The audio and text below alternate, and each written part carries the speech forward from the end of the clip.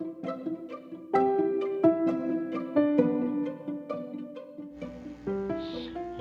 cinema history, Oppenheimer, 2023, director Christopher Nolan, winner of 2023's Academy Award for Best Picture.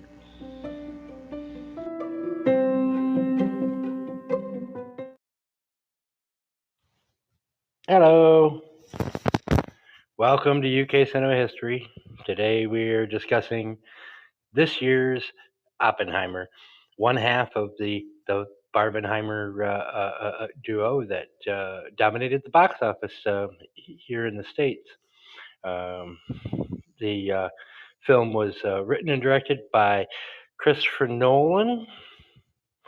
It was based upon the 2005 biography called American Prometheus by Kay Bird and Martin J. Sherwin, which I have read and I do recommend. It's an excellent historical text. But today we're going to be discussing Christopher Nolan's rendition of that text and how successful we consider that he did. I'm just waiting for my co-host Yassi to show up, and we'll get things started. There she is. And we have our first guest in the room. Well, no, we don't. So here we go. Awesome. Yassi, how are you? I'm good. Do you hear me? I can hear you just fine. Excellent. So, how recently did you watch Barbenheimer? If I remember correctly, it was in July when they screened, right? The Barbenheimer. Yeah, it was July because Late July. I distinctly remember. I went and saw it I watched it again Oppenheimer again on streaming, just to update myself for the room. But it was like July 20 something when I saw it on the IMAX. Did you get to see it in 70 millimeter or IMAX? Yeah, I had actually. That's what I really want to talk about. That was what I really enjoyed about the film, was the experience of watching it. I watched it exactly as Nolan advised, and he said, like, go watch it in a good, but I can argue that why would you want to make a film that it does not have the same effect outside the IMAX theater, because I'm looking back at cinema history. Okay, like go ahead. I'm sorry. No, please. Like, we have those panorama epics to, like, when the movie industry wanted to compete with television and home theater. But if today I watch El Cid or, I don't know, Cleopatra and all those movies in a, like, not even, like, if I even watch them on my phone, I can strongly say that they have the similar effect because the proportion of the film, the proportion of the screen is correct because of things like the letterboxing and things like that. And whereas the IMAX strength of the film is somewhere else. But I've seen IMAX well done, and I think actually the bomb scene is really good in IMAX. And most elements of this film I actually thought better watching it on my TV streaming, except for that. Well, because you know how it's got that low bass line all the way through it that kind of just shakes all the way, and in an IMAX, and you kind of felt it and there's that one scene where somebody puts a cup down on a metal table and you feel a thump in your chest, and and all of that, and the sound mix on this is just so I'm not going to say bad because it's obviously top notch, and these are top notch people doing, top notch work. It's deliberate, but it's bizarre. The musical score drowning out people's dialogue and all of that, which I know he did on purpose and Tenet, but here it's just like, it. Why would you do that? It makes your film look like shit. Yeah, Um, the thing is, first of all, before anyone joins us here, I have to say this: Ludwig Göransson, marry me. oh yeah, the wonderful score, beautiful score, but it's badly used. But it is so badly used. The Look, scene, the scene that should be one of the highlights, of the film, the Emily Blunt playing Kitty Oppenheimer testifying. And this is Emily Blunt's moment to shine in a film where she's given very little to do except be drunk. Typical Nolan female character. You know, um, yeah. and this is her moment, and she is doing it very, very well. And I think because the dialogue is ripped directly from some kind of testimony, it is less ridiculous than most of the dialogue in this film, which is uh, uh, uh, not saying much, unfortunately. But and this should be like the big centerpiece of the film, and you can barely hear a word. I half expected like the camera to pan out and there's a string orchestra right behind her. That's why. Because it made no sense to have the music that loud underneath her when she's testifying. But there's a lot of Look, the movie has a lot of great things, but in my opinion, come on, I mean the editing, 3 hours. That's well, and that doesn't do movie any good. did you watch I it can again on take streaming? Did you watch it again on streaming, or did you have you only watched it in IMAX? See, that's what I want to tell you. I didn't, and and that's me. You know me. That's why I Yeah, feel if a movie's shit, you're not comfortable. gonna watch a set shit. You're not gonna stare at shit for another 3 hours. I understand that. Some of us But are no, no, just no, a no, little no, more no. dedicated to the podcast than you. No, I'm teasing you. No, I am. That's what I'm telling you. You know how dedicated I am to movies Yeah, in general. and How and much and I and to UK cinema enjoy. history in particular, but which by the See, way, for those listening on replay, we'll drop a link in the chat. But Yassi is put together on Letterbox. Right now, it's just a list, but we're going to fill it in of all the films that we've done so far. Speaking of especially which, during the holidays. During the holidays, we're gonna have more time in our hands, and I'm gonna dedicate it all to write reviews. yeah, And and I'm working on the Facebook page getting images from each of the films, so we'll have that to tie in. But we'll get this perfect. together. But right now is his amateur hour. But I have a theory as to why Nolan would make a film like this. You care to hear it? Yes, of course. Go ahead. Well, I've been listening to like podcasts and things, studying up for this room, and he seems to be going on and on a lot about artificial intelligence, and I think it's double bluff because who else could write dialogue this bad if they weren't themselves an AI bot? Hey, yes, I got a couple of questions. Oh, that's a very interesting view of the film. To think that the dialogues are written. I could agree if Tenet wasn't as bad, cause Tenet, give me a Chat break. GPT was around back when Tenet was, and Tenet is worse because the technology has gotten better. And I'm not saying he used AI to write this. I'm saying I think Christopher Nolan is AI. Got a question for you, Yassi. Go ahead. It's your birthday. Someone gives you a calfskin wallet. Aha! Okay. Yeah, What is yeah. birthday? What is Uh, birthday, Eric? What do you, you you, mean you, by birthday? you've got a little boy. He shows you his butterfly collection, plus his killing jar. What is a You're, butterfly?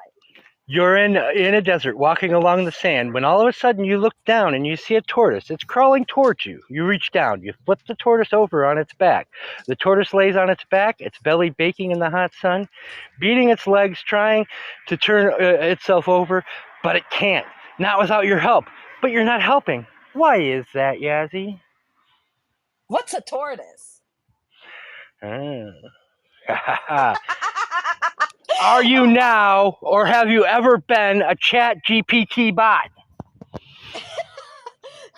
I don't know. I feel can like no I'm longer gonna sit guess. back and allow AI infiltration, AI indoctrination, AI subversion of and the international AI conspiracy to sap and impurify our precious internet resources and meeting spaces.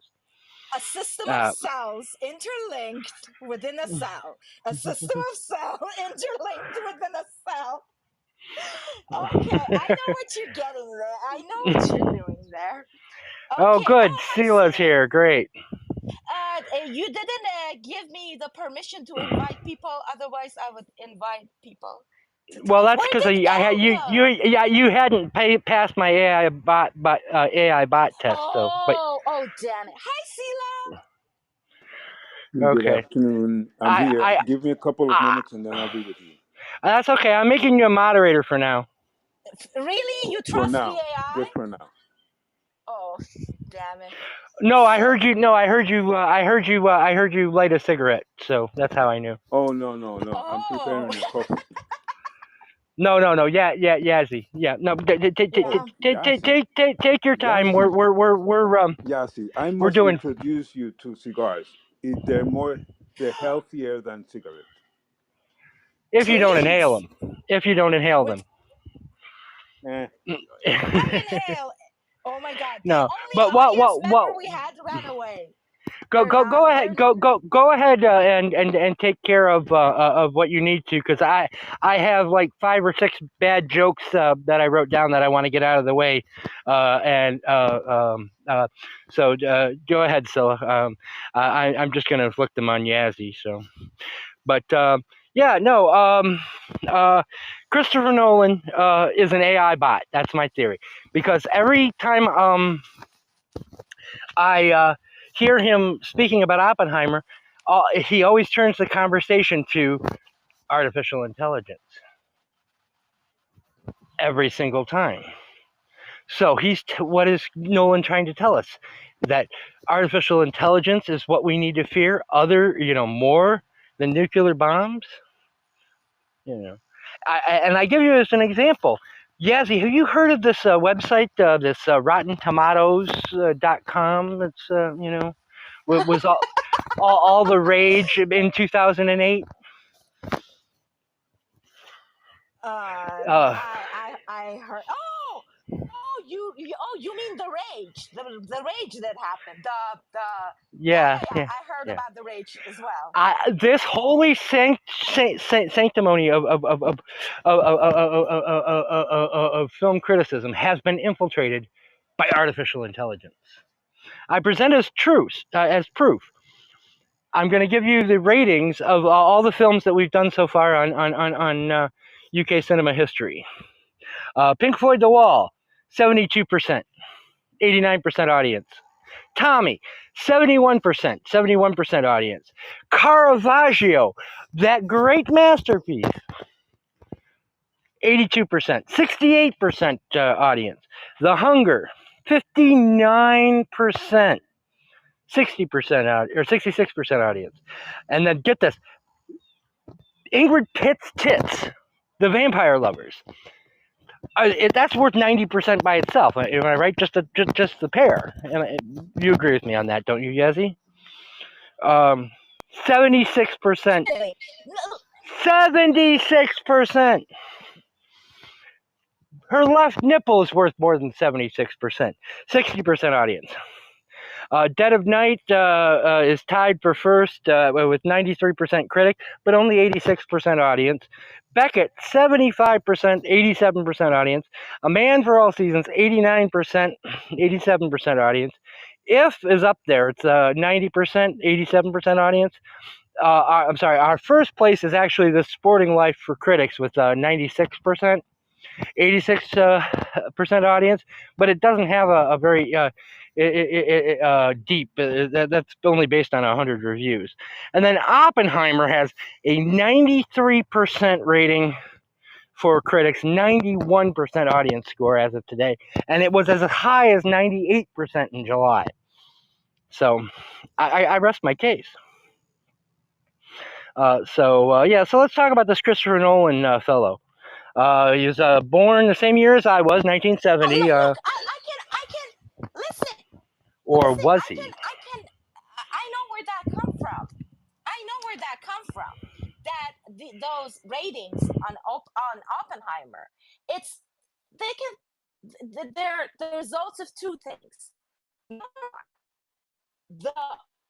the drought of good cinema and good movies. You know, remember like last week I sent you a test that's very childish, just like the teenage magazine test. Like pick a answer these 50 questions and we tell you Yeah, how the old one are that you. said I was So 108 years old. the one that told It me said, I'm 55 and like over 55 years old, which is like 20 oh, well, you're years finally old enough for older. me. Oh, you see, Yeah, I've been see, grooming you all along. finally. I've been grooming you all this time, Yassi. And that test proved it. See, so that's what happened. See, and when I was going through the test, there were years like movies from 70s, like that decade. I couldn't pick. I honestly couldn't pick between the four movies made in 1974, 1975, 1970, and 60s, like late 60s. You can't pick I mean, because yeah, it's impossible. seriously. Four of the movies are Debbie Does amazing. But Dallas. look at Debbie right Does now. Dallas came out the exact same year as bisexual she devils from the planet Touch Me. How are you supposed to choose between those two? You know, honestly. I mean, seriously, it's at least a dead tie. Impossible. It is. So the test proves something else. The test proves the drought of good cinema, the drought of good movies right now at the moment. Because especially when we enter 2010, after 2010, it's so easy to pick between four movies that they're suggesting. Every year in like Best Picture after 2010, you can easily pick one movie each year. So see, number one is and COVID added to this. People stopped going to theaters. So they are not there. People are thirsty. There is this Well, they thirst of better not be not thirsty in a movie knowing theater. the Have you good seen how much it movies. is for a soda there? Don't get So thirsty at a movie theater. It's Oppenheimer. $9 for a small soda. But feet always sticking to the goddamn floor. Wait a second. Hold on. I can't hear you, and I'm getting that red poor connection bar. I think I have to fix this.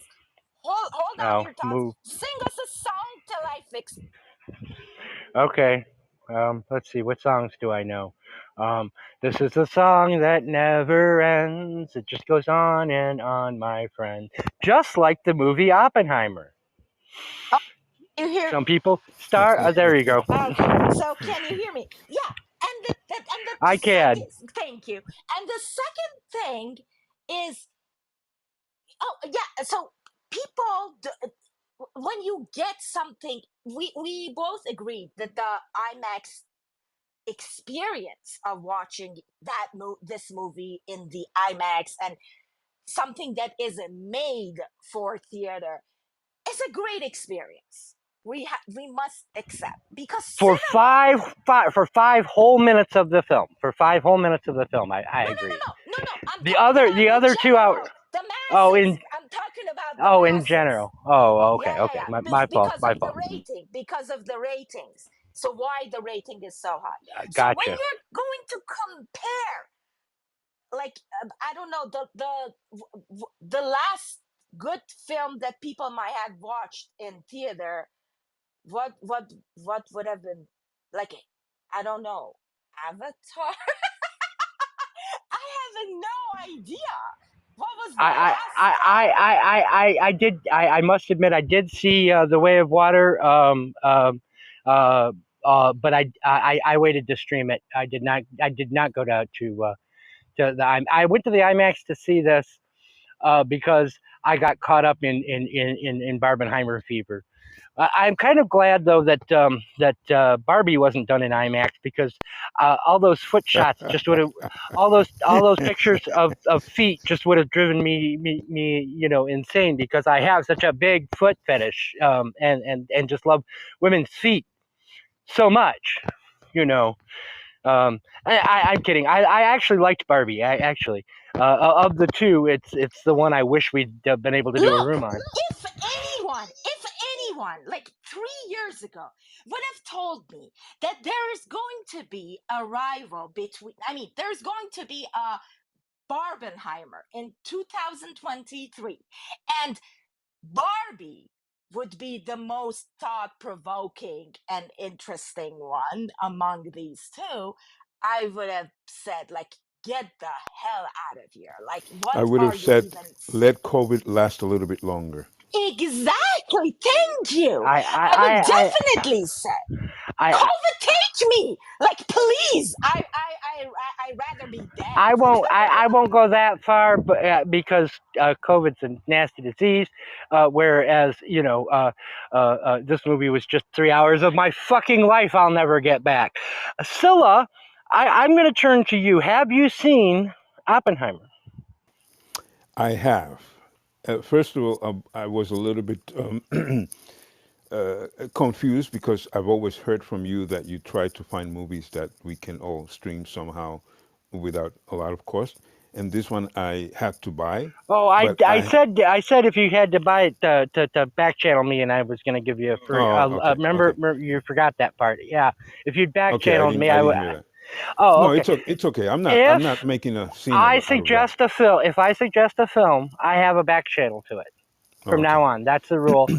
But okay. I'm not going to just send it out willy nilly. You just have to hit me up Yes, like on correct. Yeah. on Twitter or what have you. But yeah, if I suggest a film, I have a back channel to it. I never want anybody to have to pay to participate. I bought it. I'm not. I don't regret it. I don't have too many movies. I usually just rent them, Oh, and this and would I have find that last. really, This is like the everlasting gobstopper of movies, because yeah, it could take yeah, you like 5 days to watch it if you space it out right. yeah. I don't regret having bought it. I made a couple of notes. I don't want. I don't know if we want to go into that now, but Yeah, let's I get your reflections, because I've got notes too. I don't want to do too much in terms of a plot summary on this, because uh, um, it is pretty historically accurate. So there's no real need. You know what I'm saying? I mean, if there's nothing really plot wise to to to to to analyze or whatever, and it's you know so yeah, let's start just like with your reflections on it. First of all, how much of this history did you know going in? very little when it comes to the detail and the people involved and the connections and the relevance and slight connections to later famous people like John F. Kennedy. I'm not a historian. I'm Did definitely you not. find that part confusing, that people like Freddie Mercury just popping up and you're like, who the hell is that testifying? Uh, uh, you know, um, I didn't find that confusing. I think that has to do with my nature or my applied nature in the last year or so, that I have been more and more in the last 15 years training myself to research simple things. So I think that is something that should be in the DNA of everyone. If I hear of something I don't know, I think 90% of chance is there that I will be inclined to say to myself, well, what is that? Let me read about it. So that's one of the things that I've been doing with music intensely, and with film that is more required. With music, it's not so much required because music, well, it's a different thing. But with film, when I saw, I knew that Freddie Mercury was going to pop up. I was waiting to see him until the end, and I said, "Oh, there he is." Um, so I just read about it, and But to me, that's who the hell was he? Is because you don't see him up until then. And I watched this a second time, scouring, looking for Rami Butts face in a different scene. I don't think he is. I think that's the no, first Malik, time no, you see. Malik. no. Now, yeah, He only pops up at the end. That's all. So I mean, I don't remember right now the name of the person he plays, but I just wanted a context to see, because the film is very complex. I am not crazy about the film. I'm going to say something about that later. But it's very complex, and as opposed to some films where you have a lot of famous people popping up, this film has a lot of individuals for which I have no problems when they pop up with famous people. And that was the case here. There's a lot of persons being used for this concept that Nolan wants to portray. So we have, what's his Ben name? Damon or Matt Affleck. I always get those two confused. Well, Uh, the guy from Drake and Case, Josh who didn't Casey get Affleck arrested. and Casey Affleck and Matt Damon.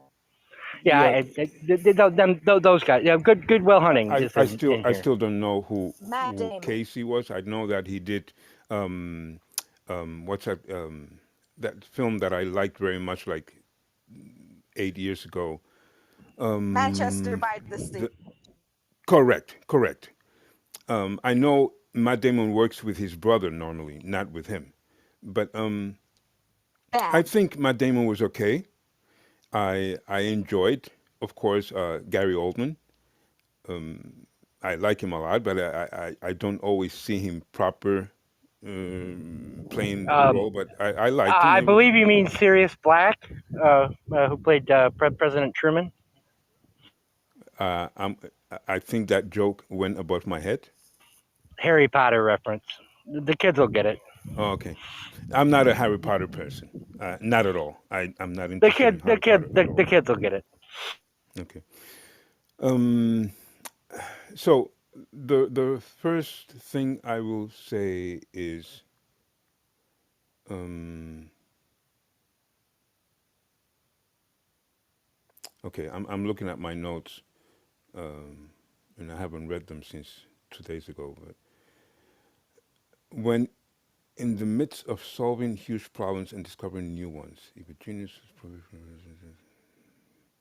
Well, while you're sorting that, it's Boris Pash is the name of Casey Affleck's character, While and you're sorting that, hi Elle, welcome. oh So glad hello, to. El Normo. Hey, good to see you. Gosh, we haven't seen you here ever. I think. so so one of my And typical. ever You is can a say, long I'm sorry. time. Okay, go ahead, Sila. No, I'm sorry. Uh,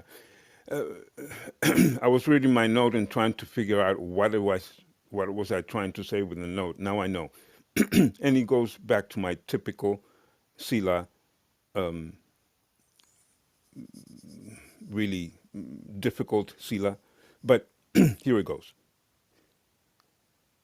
This is the note I wrote. When in the midst of solving huge problems and discovering new ones, if a genius and prolific and famous scientist is contemplating artwork, such as Picasso's, Music shall not be blaring. Please give me a break. We know we're dealing with a very interesting, important person dealing with one of his main topics. In this process, they show Picasso. He's looking at a Picasso a painting from Picasso. For me, that is the moment to reflect upon what goes on in the artistic, creative energy of a scientist, looking at Picasso and what we know Picasso means to the world. But during this moment of reflection and trying to figure things out as he is in that moment that he looks at that painting, we are blaring fucking music. I find that actually, I just cannot understand it. It really makes me angry to see how Nolan, which I consider to be not a bad director, cannot choose when to play and when not to play, when to tone it down, when to allow the content of the music of the film to prevail, and not this stupid fucking background shit in the background. And I'm done for this minute. Well, I think the music itself's good, but That's a yeah, different the sound topic. mix on this, The quality of the but music. the I'm sound not mix on dis- this movie is shit. I'm, It's I'm not garbage. I'm not complaining about the quality of the music. For me, that's a different topic. But when I'm trying to portray the process that goes within a mind, and I show Picasso. Picasso should be the music.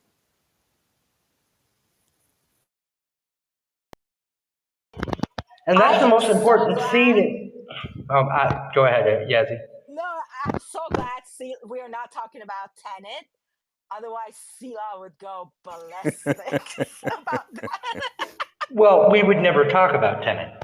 It's because it's not worthy of conversation because it's that bad. I mean, and I also would never rewatch Tenet for you know. So Um, let's, what do you think about Oppenheimer? First thoughts. Okay. Well, my first thought is I saw it and I watched it with great anticipation.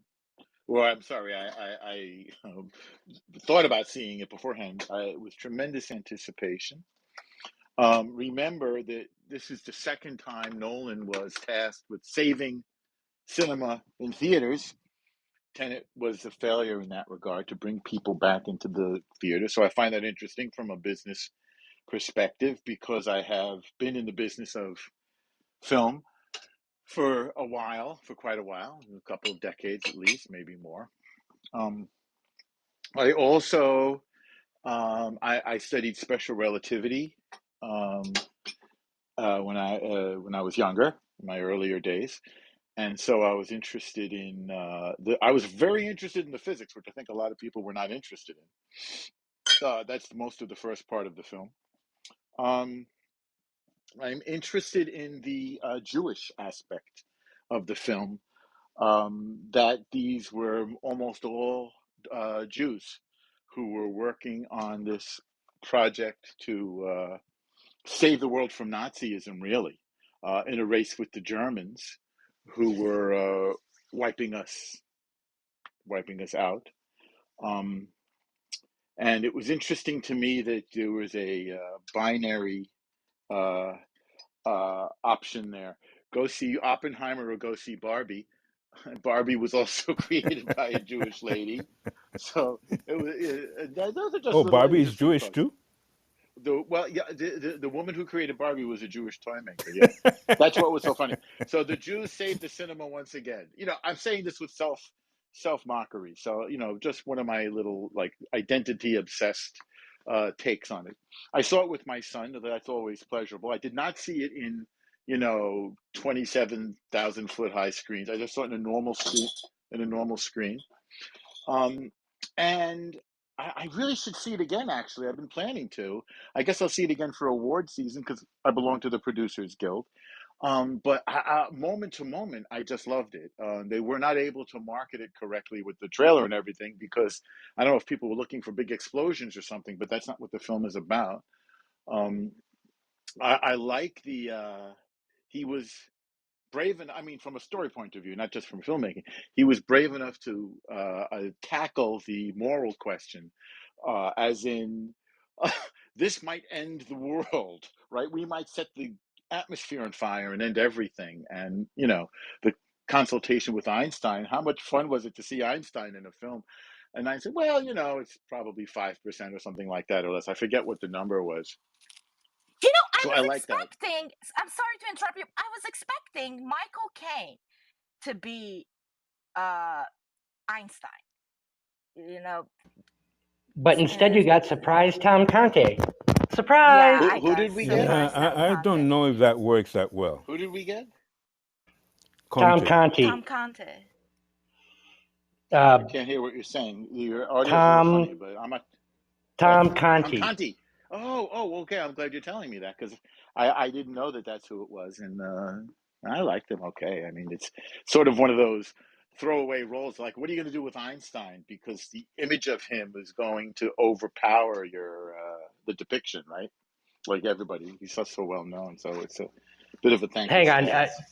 I just switched microphones. Is this any better? It is a little better, yeah. Okay, then I'll stick with this mic.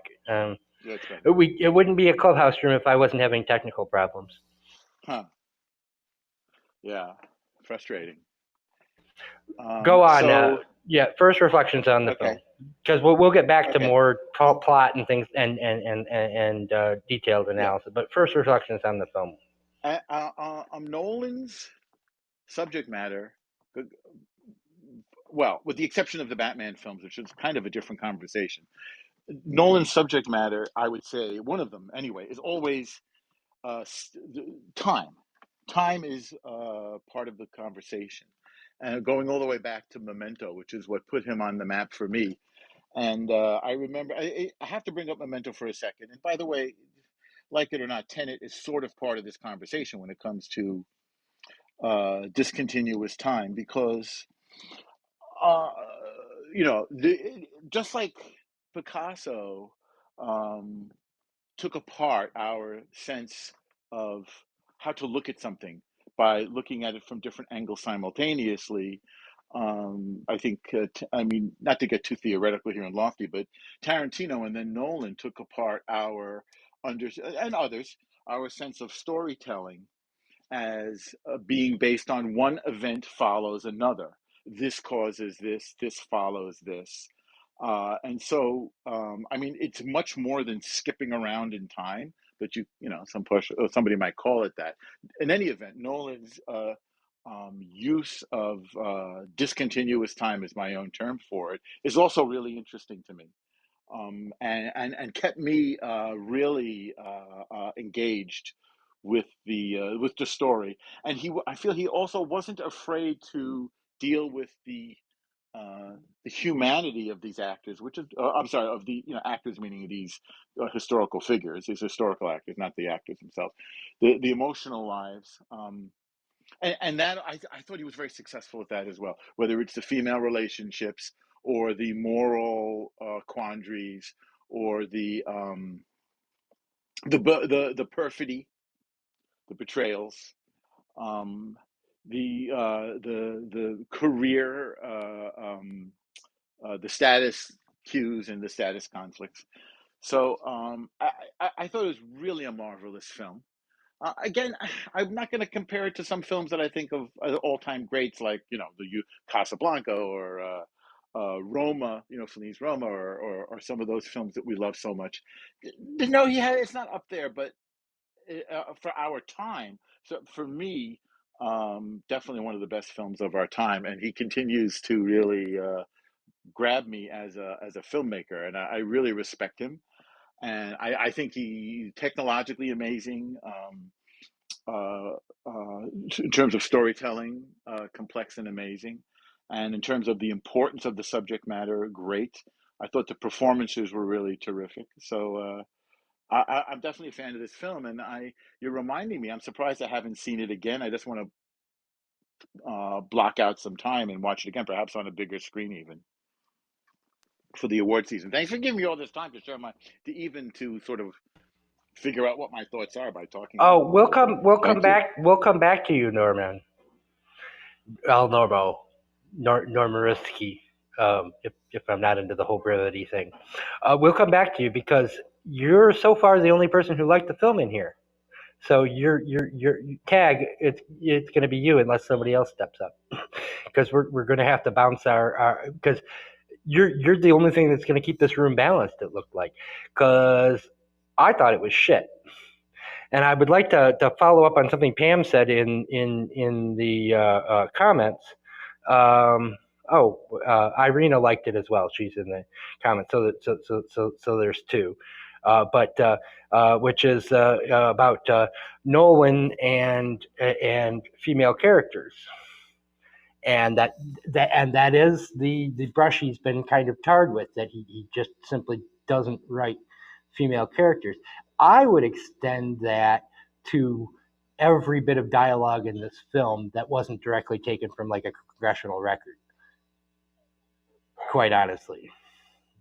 And I wonder if you, El Normo, as somebody who enjoyed the film, was able to were you looking past how just artificial and stilted the dialogue seemed, or was that part of the stylization to you, kind of like an M. Night Shyamalan film, where they used the stylized dialogue to enhance the effect? Or is there a third option, or am I just wrong in terms of that is how human beings talk to each other?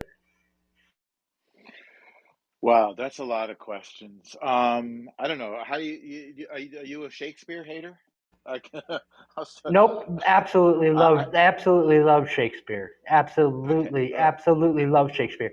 And so me you're too. gonna say, so you're saying that it's stylized on purpose, that it's not the way I perceive it is I thought Chat GPT might have written the dialogue for this film. That was my So thought. I try to judge a work of art on its own terms to begin with, and that's what you have to do with Shakespeare. If you can't kind of get yourself, I mean, I'm not comparing this to the quality of Shakespeare, but if you can't get your or reading the Bible, okay? I mean, does the Bible feel stilted and stylized, or does the Bible feel immediate and real once you get into the rhythm and you can sort of get with the translation? So I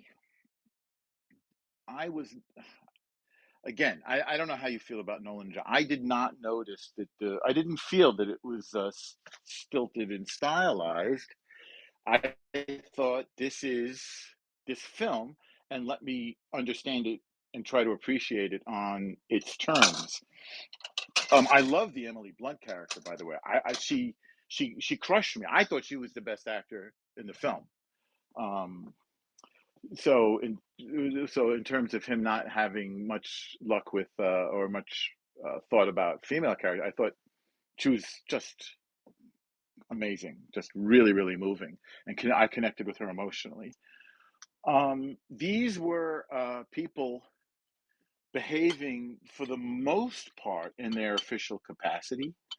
And again, I don't know how you feel about, say, courtroom dramas or films like, the Pentagon Papers, or All the President's Men. Or, I don't know, I'm trying to think of another piece that's sort of based on official but I love historical pieces, and I love historical drama.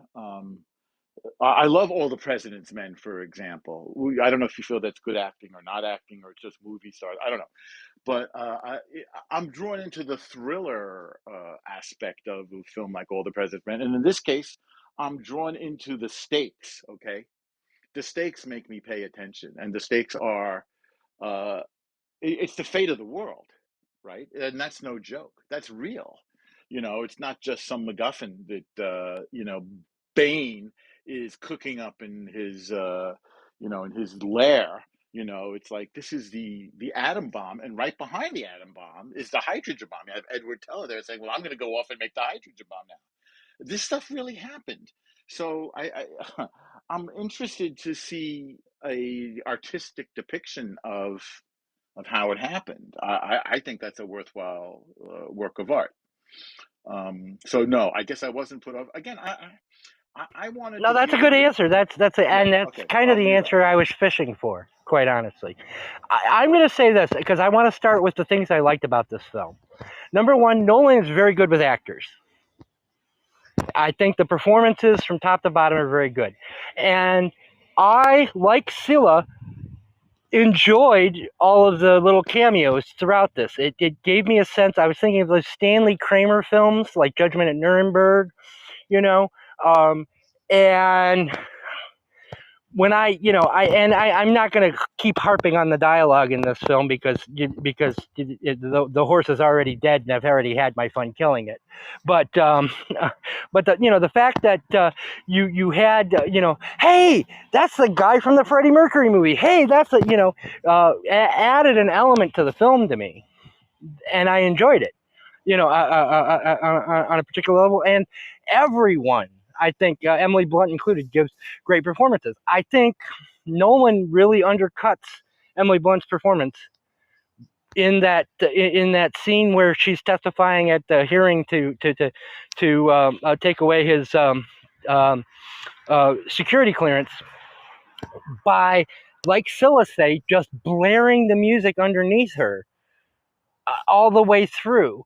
And one of the reasons I enjoyed watching this actually on streaming more than I did in the IMAX theater is because I could set and change the settings so that I could actually hear the dialogue better, because the sound mix on this is so music and sound effects heavy that when I was watching it in the IMAX, I found that very, very distracting. And the quick cuts on such a large screen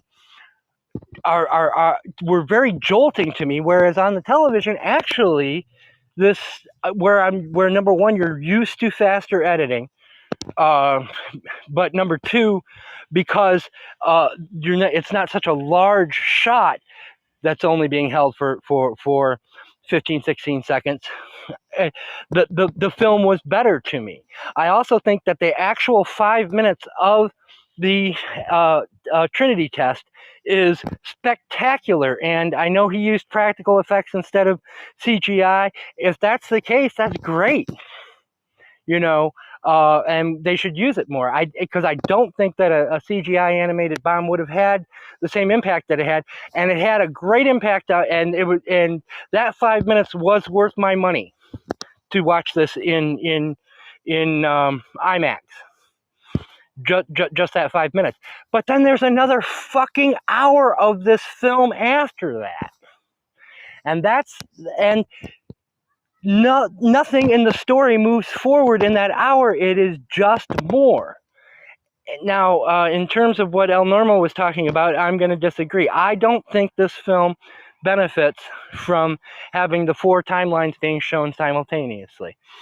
Last week we were talking about the film The Sporting Life, which uses the flashbacks in the front to give you a sense of the characters before they're put through the drama of the film. So the first 2/3 is flashbacks, and then the last third is drama. And Lindsay Anderson made that artistic choice, and I defended it, and I discussed it was one of the things, like the critic Pauline Kael wrote in a very famous article called "Their Movies Going to Pieces," that the film, she felt like he was imposing that on a film that didn't need it. And that's how I felt here. I felt like that was the director imposing his timeline on these things. But I didn't find it confusing. And so I'm going to go back to one of the things I liked about it, which is that use of that beautiful 65 millimeter black and white and the changing of the aspect ratio to allow you to understand which timeline you were in throughout the film. And it's not something I noticed like overtly when I was seeing the film in IMAX, but when I was watching it on television, I was like, that's why I could follow all these timelines. That's why I wasn't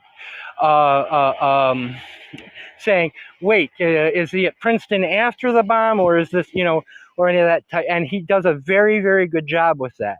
And I think the photography in this film is absolutely gorgeous. And I liked the music, but I did not like the sound mix.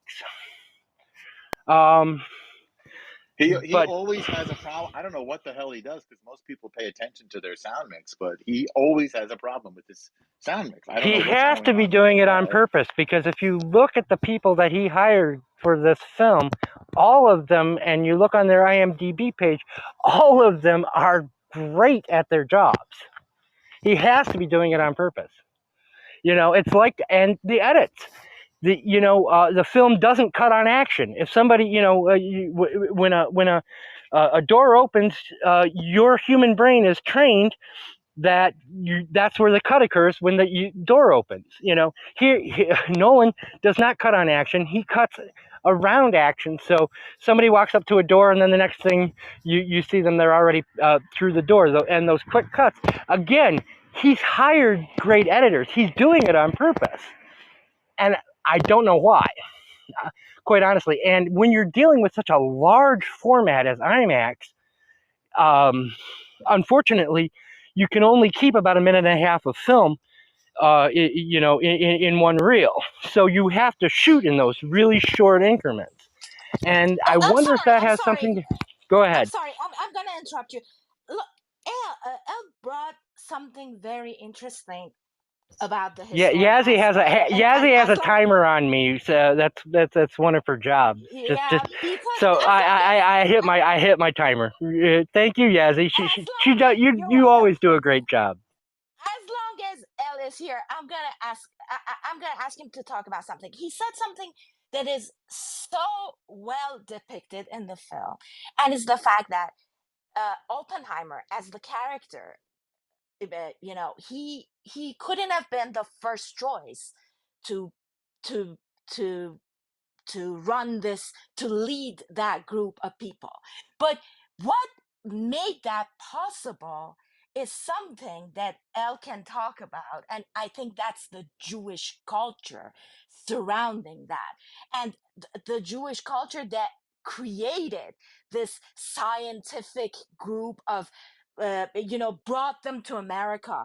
And Oppenheimer was kind of like a centric character who Well, and brought them all. Strauss, the Okay, well, yeah. I'm going to talk about the Strauss later, but especially because it is brought up in the film that in a very bizarre way, because Strauss, in fact, was a very proud. El, correct me if I'm wrong. Was a very proud, extrovert Jewish man. The It movie was not uses as the movie uses the word observant. Whereas Oppenheimer, and it it says comes that from a not observant family, is what they say. no. He said you change your name, the pronunciation of your name, so that people won't figure out that you're Jewish. And I think that is one of the things that we have to say. And since I read the book, the Prometheus, American Prometheus, I can confirm that in the book it is said that Strauss was a very proud, like, always he was always out about his, like, his identity. Anyway, so but El, do you think that what was it, Oppenheimer, like how Oppenheimer as a Jewish scientist could bring all these other group and other scientists together, and how much that, like, was it the cause that brought them together? Was it the identity, or was it just, no, was it was just like a groundbreaking scientific experience that everyone wanted to be a part of? What do you think about it? This is a tough question because I ask myself these questions. Is there such a thing as a Jewish way of thinking, or is it just that that we are obsessed with study We are driven to excel and to think deeply and to study, which comes from our, generations of obsessive study of the Torah and the mystical, even uh, secrets, the hidden secrets of the Torah. Because if you said to me that I can take an atom, I mean, we're just getting to the point now, say at the turn of the century, there's such a thing as an atom, that everything in the universe is composed of these little particles called atoms. And then if you said to me, those atoms are bound together with this energy and I can unleash that energy, what kind of sense does that make? It's fantastical, right? It doesn't make, it just defies logic. And there is something about the Jewish tradition and our history and our approach to the world that defies logic. It's just a Jewish way of thinking. On the one hand, we're very practical, and on the other hand, we sort of we're always expecting a miracle. It's kind of weird. I have to go back and look, but there are even sort of, I mean, even secular Jews somehow inherit this way of thinking about, I call them secular, I don't even know if there's such a thing, inherit this way of thinking about the world and obsessing about things and explore. The Enlightenment was wonderful for the Jewish people on many levels because it allowed us to be accepted in and succeed in the mainstream, because we could apply this tradition of study to secular or external subjects, whether it was politics or like the creation of the Israeli state, or nuclear physics, or economics, or literature. We could just take this Torah tradition and apply it, even if we didn't know we were doing it. So it's puzzling to me. Um, I don't think they picked him because he was Jewish. I'm trying to remember what it says in the film. It wasn't because he was Jewish, but somehow they felt not only did he have the scientific ability, but somehow he also seemed to have the practical and leadership ability. And I don't see those as particularly He Jewish. was a I'm sorry, project. please. Yeah. He was a project manager at heart because he knew how to do Yes. everyone's job just as well as they did. I would like And to answer that question from another perspective, if I may. Please, please. It's just my impression. If I remember correctly, when Matt Damon approached him the first time, I think it's the first time he appears in the movie, he is kind of suggesting something, and Oppenheimer right away takes it and develops it in front of it in that very moment. He starts spinning with his ideas about how we can do this and conditions and everything. And after that, I have the impression, as it is also mentioned by one of the scientists, you're not a scientist, you're a politician. Because there's a lot of Jewish people here, I would say Wunderkind. To me, Oppenheimer, in the presence of his friends and colleagues, he was a Wunderkind. He was very liked. He was very in command uh, as a Jew, as a scientist, as a person, with his looks. he could teach. He could teach his course in Dutch after learning it Yes, in exactly. 6 weeks. So there was something about him beyond being Jewish or beyond being a Well, scientist that he just. let's go back to the scene with him in front of the Picasso and him seeing the Strauss Symphony, because I think that's the most important scene in the film. Because this is not a film that's too concerned with explaining the science to you, but what the film does very well, I think, is explain the science just enough that you buy that it works, and then when you see the bomb goes off, you know that it works. And what the film does well is show you how Oppenheimer comes up with his ideas. Because when he's looking at the Picasso painting, when he's listening to Strauss, that is what, and this goes back to your Jewish question, Yassi, allows him to think outside the box, because he starts thinking about physics in a completely different way when he's looking at that Picasso painting and when he hears Strauss. And this is stereotypically why what people used to assign to the to Heisenberg, the Jewish scientists, is that they were had, because of their tradition as being an outsider, they could come up with outside the box points of view on things, and that was the stereotypical kind of back before we became a little bit more sensitive to races, but that was the stereotype saying, oh, well, that's why Jews are so goddamn good at math and whatever. Oppenheimer, of course, was not good at math, but was because them now. And my question to El Normo, who is the actual only member of the faith, how do you think the film handled that Jewish element? Because it is hammered home time and time again. There's at least 17 times I stopped counting where it is hammered home that this is a Jewish character speaking right now.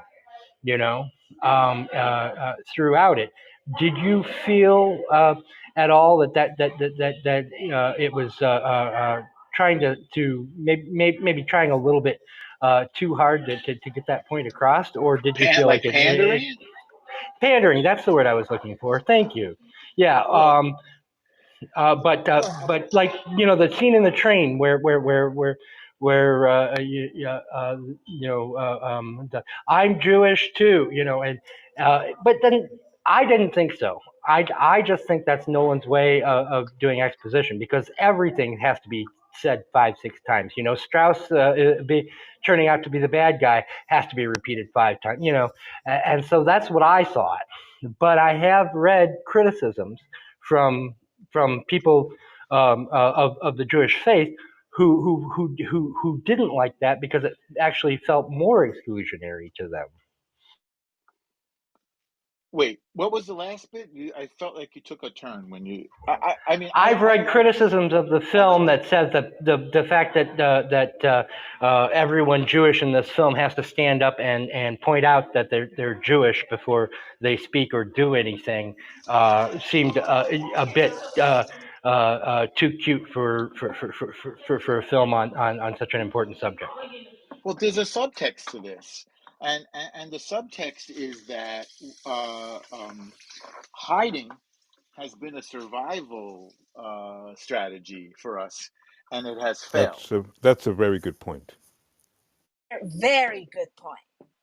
And the fact Yeah. that it is that's why I brought it up, that he said it about, and that's why I think that meeting between Einstein and like when Oppenheimer walks toward Einstein and they exchange something, the rosebud kind of thing in the film, the MacGuffin part of the film is so kind of offensive to Strauss, and like he struggled with it because he felt left out.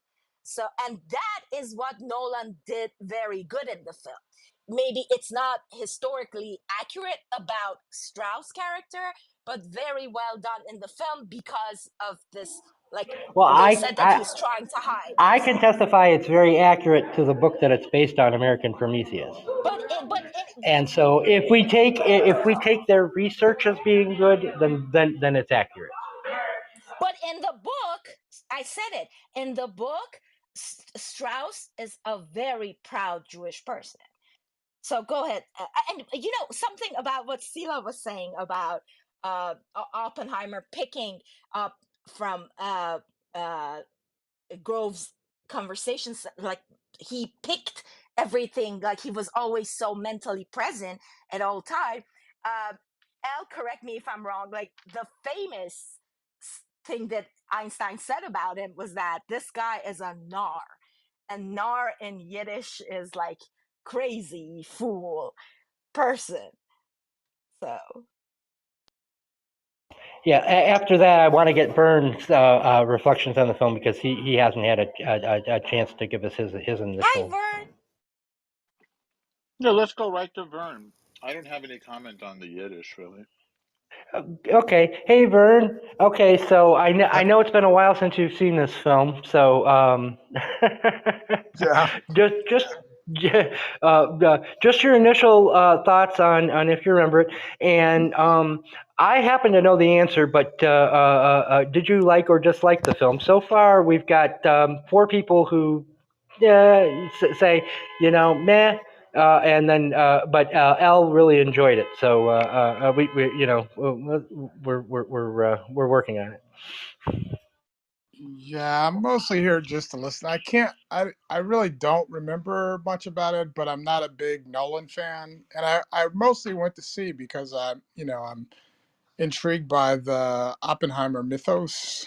And so I thought it was going to stop about the 2/3. I didn't know that last hour was going to be there, so I wasn't expecting that. And I probably should watch it again. Nobody expects the Spanish Inquisition. Yes, indeed. Yeah, but But I think I yeah, think go ahead. uh, I think Nolan's pyrotechnics leave a lot to be desired, in his exposition and his all that stuff. And also, I thought, like I watched a video or something about the special effects and how they use practical effects a lot, and I was like, I wish they had used like CGI, because I was like, that looks like it was made in a jar with special lighting. So I'm here to listen, and it does actually make me want to go back. I've been thinking about reading American Prometheus and how to make an entire I highly recommend that book. yeah. Highly recommend that book. And actually, I'm re-listening to it now as an audiobook on Spotify. And and because I hadn't read it since 2006 or whatever, whenever it won the Pulitzer.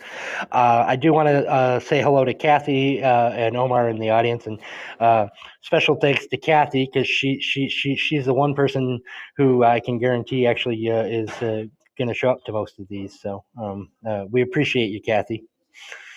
I'm going to go on something that Vern had said about the last hour of this film, which is that this is an M. Night Shyamalan type twist film, and the twist is so freaking lame.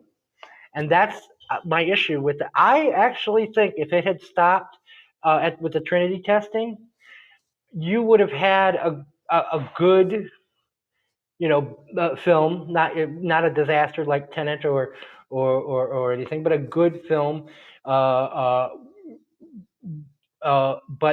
then when you add that last hour on that, and the twist is only that Einstein and Oppenheimer were talking about whether or not they were going to set the atmosphere on fire, as opposed to whether they didn't like Strauss, is lame.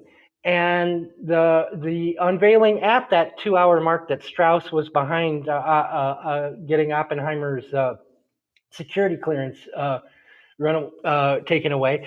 It seemed to me, I mean, that was like Robert Redford in The Winter Soldier, or Thor being Loki all along, and when when I am critical of this film, I'm mostly critical of, well, the dialogue. The pacing is good. I was never bored, but you can't be bored in that film, a film with this kind of a sound mix, because it's got that low bass thing that's keeping you from falling asleep all the way through it anyway, and that weird humming noise that all IMAX films have. But I actually enjoyed it more, like I said, the second time on home theater than I did in the theater. And a lot of that goes back to what I think are Nolan's weaknesses, which are these quick edits, and his imposition of the timeline jump on a film that I think would have been better had it been told chronologically. So that really kind of sums up my feelings on it. May I Wait ask a a second, related question? please. Well, Oh, is it? Interrupting is encouraged in this room. that's the way I Not converse. That's also very Jewish, by the way. Um, Yeah. No. Seriously, if you let Yassi and I go long enough, and wait for us to stop, you're gonna have, we'll be here till midnight. So yeah, the no, cows will come home, is it? yes, exactly. Do not save us from ourselves. So do you have any? You'll see if you can. It's all related. Do you have any feelings about Robert Altman's use of sound? Because when we were all decrying Nolan's, you know, he's got a difficult way of dealing with sound, and I just remember that Warren Beatty refused to work with Robert Altman again after McCabe and Mrs. Miller, and hated him because he said nobody can hear my dialogue, which isn't true. The way Altman uses sound is really unexpected and different and quirky. And it's hang on, you may be losing me. Okay, I turned off my. Oh my god, unbelievable! Because I was just telling the same thing to That is Eric. so weird. It's like psychic So because weird. Yassi was talking about Altman and because also the number of cameo appearances and the large cast, big characters, is also very Altman-esque. So Altman. I'm going to answer L's first question quite directly, which is that it depends on the Altman film.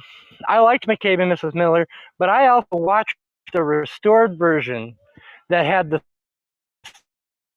sound improved, which when Warren Beatty was referring to it, they botched the sound of that, and it had to be fixed later. So you're not watching what Warren Beatty was mad about.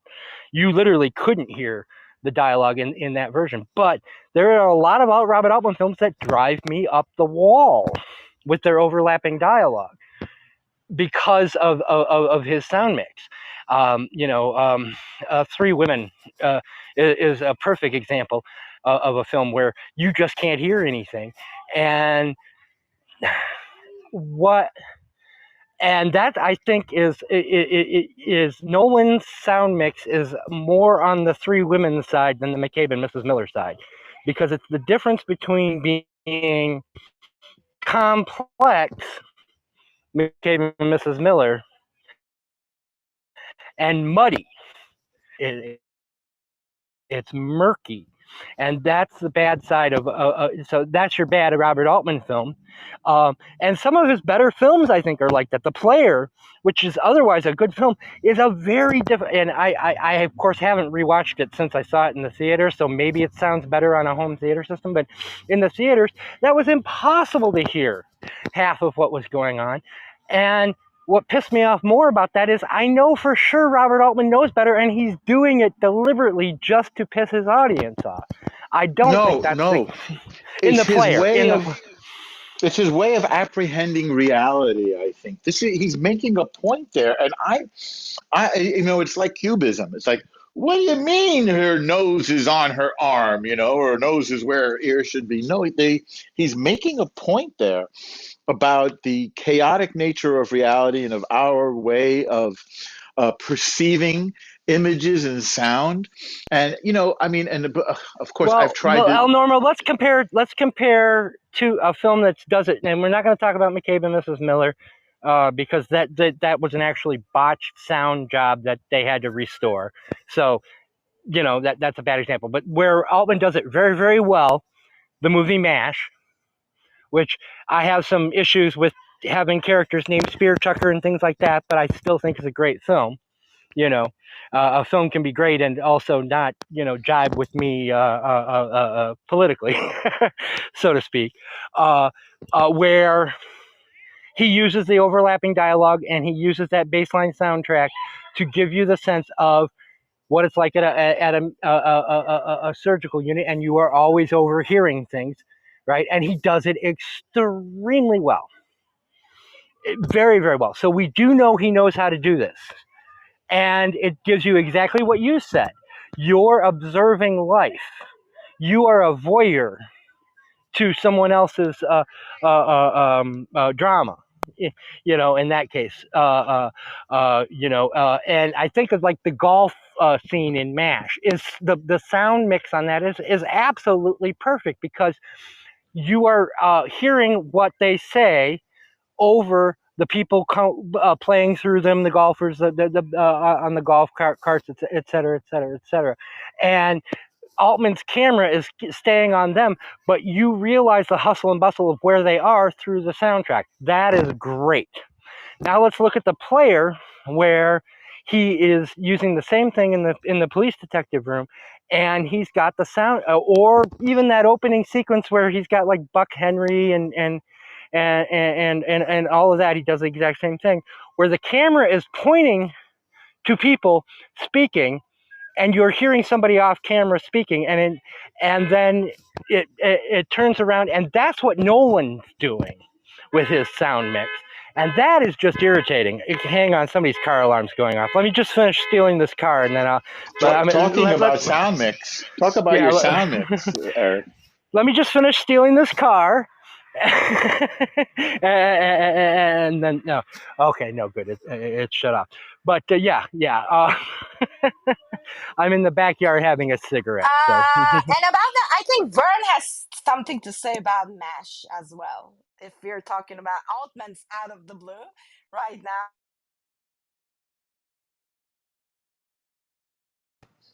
No, I'm just here to listen. Actually, I just got the complete MASH, which has the film in it. I'm gonna watch it. I got the whole TV series, but I haven't watched MASH in a while, and you guys are making me hungry to go back and watch some Altman. So amazing movie, and the music. I told you before. I love the opening song. But I'm not going to just say MASH. Brewster McCloud does the same thing, and it's while not a great film the way MASH is, the soundtrack works well. I'm gonna bring back the conversation to Oppenheimer by saying how dare you? The cameos that you keep complaining about in Oppenheimer. I told you, I think that's actually a very smart casting because he's using all these scientists. They have very Yassi, I think you misinterpreted what both Sila and I said. We both said that was one of the better things about the film. Oh, good. Right, Sila? Didn't you say that as well? Yes. Because what it does here is that he's using these familiar faces for the scientists that we're having them for a very short period of time to because we know them, they're to kind of I think it emphasizes and it kind of glorified these scientists more than the political figures. Yassi, can we just take a minute, because I did go to the trouble while I was watching it the second time to make a note of who the cameos were and kind of cross-reference them to who they actually are, who they were playing in real life. So I'm going to just kind of quick go through that, and then we can get back to your point about, because then we'll be talking about solid people, solid actors, and solid characters, and instead of kind of in the abstract. So but because I put work into it, and I don't normally do that, So you had Josh Peck, who my kids loved as Josh on the television show Drake and Josh, who's playing Kenneth Bainbridge, who was the director of the Manhattan Project. The Casey Affleck character was a guy by the name of Boris Pash, who, as the film points out, actually fought for the White Army in the Soviet wars. But he actually was, while he was in the U.S. Military, he was there as a CIA agent. And this guy was hardcore. He arranged assassinations. That was what he did for a living. He was the person who orchestrated the coup in Iran. He, as a matter of fact, if you are into conspiracy theories, he is one of the top culprits people who believe that John F. Kennedy was killed as part of a conspiracy. This guy was hardcore. And then you had Josh Hartnett's version of Ernest Lawrence, who is a man who was so much more brilliant than Oppenheimer, but had absolutely none of Oppenheimer's social skills and knew only about science. He didn't have the way that Oppenheimer could appreciate a good work of art or translate Sanskrit or anything like that. Florence Pugh's character, Jean Tatlock, who we get to see a lot of, literally. The communist Thank psychiatrist. God. I thought that was Yeah, not that we I complain. We're not complaining. no, We no, wanna but know, I did, actually. but I will tell you this: when he's literally inside her reading Sanskrit and says that famous line, I am become a death destroyer of worlds. I laughed out loud in the theater. And I enjoyed that very much. I laughed out loud. But yes, she is very beautiful naked. But there is a suggestion in the film that it wasn't a suicide. That I think is not true from what I found, that she actually did kill herself. But I did want to point out that the reason why the film suggests that, why people say that, is because there was ether in her system, and that's what people used to put onto rags to knock people out. So that's what that evidence was on there. But I think Florence Pugh is actually very good, and I do like her character. She dies too early to make a too much of an impact, but I like the way those two scenes are played, and I like the way that she played it.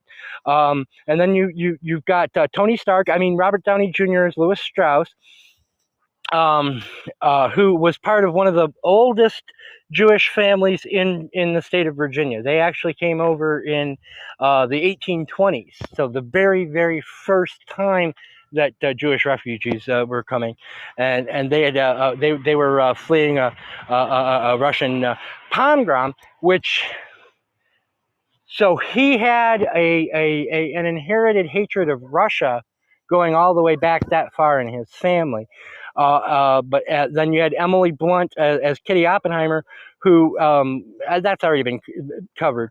But now the Rami Malek character, David Hill, who just kind of pops up and says, "Hey, don't give Strauss this Secretary of Commerce job because he gave a hard time to Oppenheimer."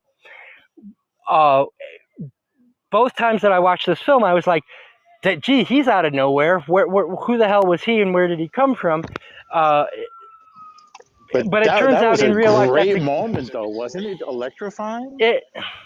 I thought so. From a courtroom drama standpoint, absolutely. It was. As a matter of fact, of that last hour, that's probably the best scene, quite honestly. And Rami Malek plays it perfectly.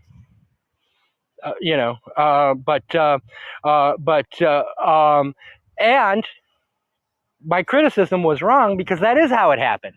He really was just kind of a background player in the Manhattan Project, who nobody ever heard of until a couple of senators who wanted to take Strauss down hauled him in front of that committee, and he gave testimony. And I read the actual testimony, and he is word for word reciting it. So I was wrong. I thought that was kind of a construction. Oh gosh, he's out of nowhere. No, that is really how it happened.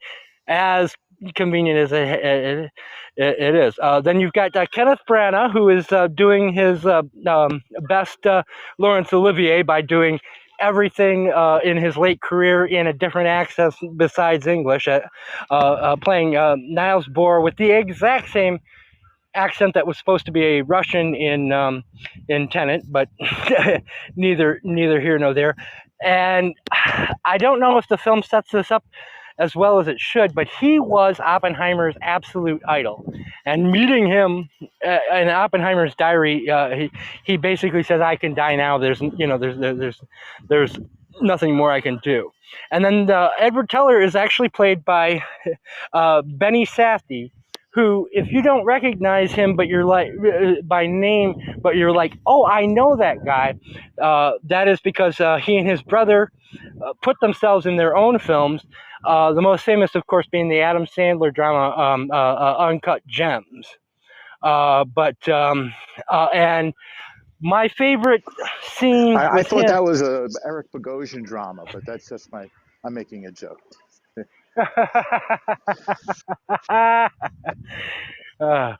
That's a good one. Thank you. One of my favorite scenes is I thought it was about brisses, but anyway, no. But my favorite scene is from real life, where with him in it, is when he leaves to try and go create the hydrogen bomb, and Oppenheimer says, uh, which gives you, without saying it out loud, hey, this is why Oppenheimer was the perfect guy to run Manhattan Project in Los Alamos. He says, fine, but we meet once a week because I still need your brain power. I don't need you on staff, but you are still a part of this project. But go do your own thing because I can't have you here if you're not happy. And to me, that told you everything you need. That's one scene told you everything you needed to know about why Oppenheimer was the right man at the right time for this job. And I actually wish the rest of the exposition of this film had been subtle like that, quite honestly, because that's one of the best scenes in the film. But we mentioned already That's that a great insight. That whole little riff you did, I thought was great just now. And then we mentioned Tom Conte as Albert Einstein, and we mentioned Sirius Black as President Truman, which is the worst scene in the film, quite honestly. Over the top, every single thing is wrong with it. But then I went and looked, absolutely historically accurate. So just because it's true to life doesn't mean it plays well on film. Who's the actor again? Gary Oldman. I was joking. I said Sirius Black because that's his character in Harry Potter. Gary Oldman, yeah, whose Nil by Mouth is going to be one of the films that we do that he directed. We lost Norm. Oh, good, he's back. Sorry, I pinged myself out by accident. These are, I do that. In some ways, they're so brief, these cameos, as we're putting it. They're kind of almost like impersonations. Like there's not much chance for it's replacing writing, and that's why they work for me, because he's not, and whether you like Nolan films or don't, and you like Nolan films and I don't, he's not a deep person as far as his screenplays go in terms of creating complex characters. But what I like about these brief appearances from famous people is they add that authority that the dialogue is missing. So when I see, oh, that's Gary Oldman, that scene has authority to me. Look, that's Ben Affleck or Matt Damon. I always get those two confused. It's etc. But I would say of the cameos, the Matt Damon one is the one that I thought was the furthest off, because that was the man the engineer who literally built the Pentagon. That was who that man was. And I did not get the sense of the bigness of that particular general I agree. Yeah, I mean, this was... I think that after... I was thinking that you just made like a really compelling argument. Like, if Nolan is going to be audacious, I wish that he had done what his brother did and like make a 3-season miniseries where he expands all of those people and all of those characters, because it's such a signature place in like world and American and scientific history, and to try to cram all that, like he had the budget, like with the budget for this film, he could have made a 3-season miniseries where he really Or unpacked all those he could have made elements. 10 with $100 million. He could have made 10 3-season miniseries. Yeah, which yes, but yeah, that's a very good point, Norm. Sorry, Vern. Yeah, that is good because this is not a historically inaccurate film. I couldn't really find an inaccuracy in it, but the inaccuracies are all in omissions. But you can't complain about omissions about a film that you're also complaining is an hour too long. Am I right? Well, not really. Yeah, mathematically, doesn't work. So I'm not. I will say what the book did better was make the case that Oppenheimer was the right man for the job. But like I said, what I think Nolan did do well is by putting it in that one scene where you see him in that one spot of crisis management, and that is cinematic to me. That is the difference between a film and a miniseries. We don't have to see it day in and day out. That's the difference between a film and a novel. We don't have to have a reminder every chapter. We just had to see it that one time. And from the rest of the movie, I bought Oppenheimer as the best person to be the project manager at Los Alamos and the Manhattan Project, just because of that one scene. And so that's why I cite it as one of the best scenes in a movie I didn't particularly care for. Do I wish that it hadn't been edited to death like a Marvel film for that scene? Absolutely. But you know, that's a nitpick.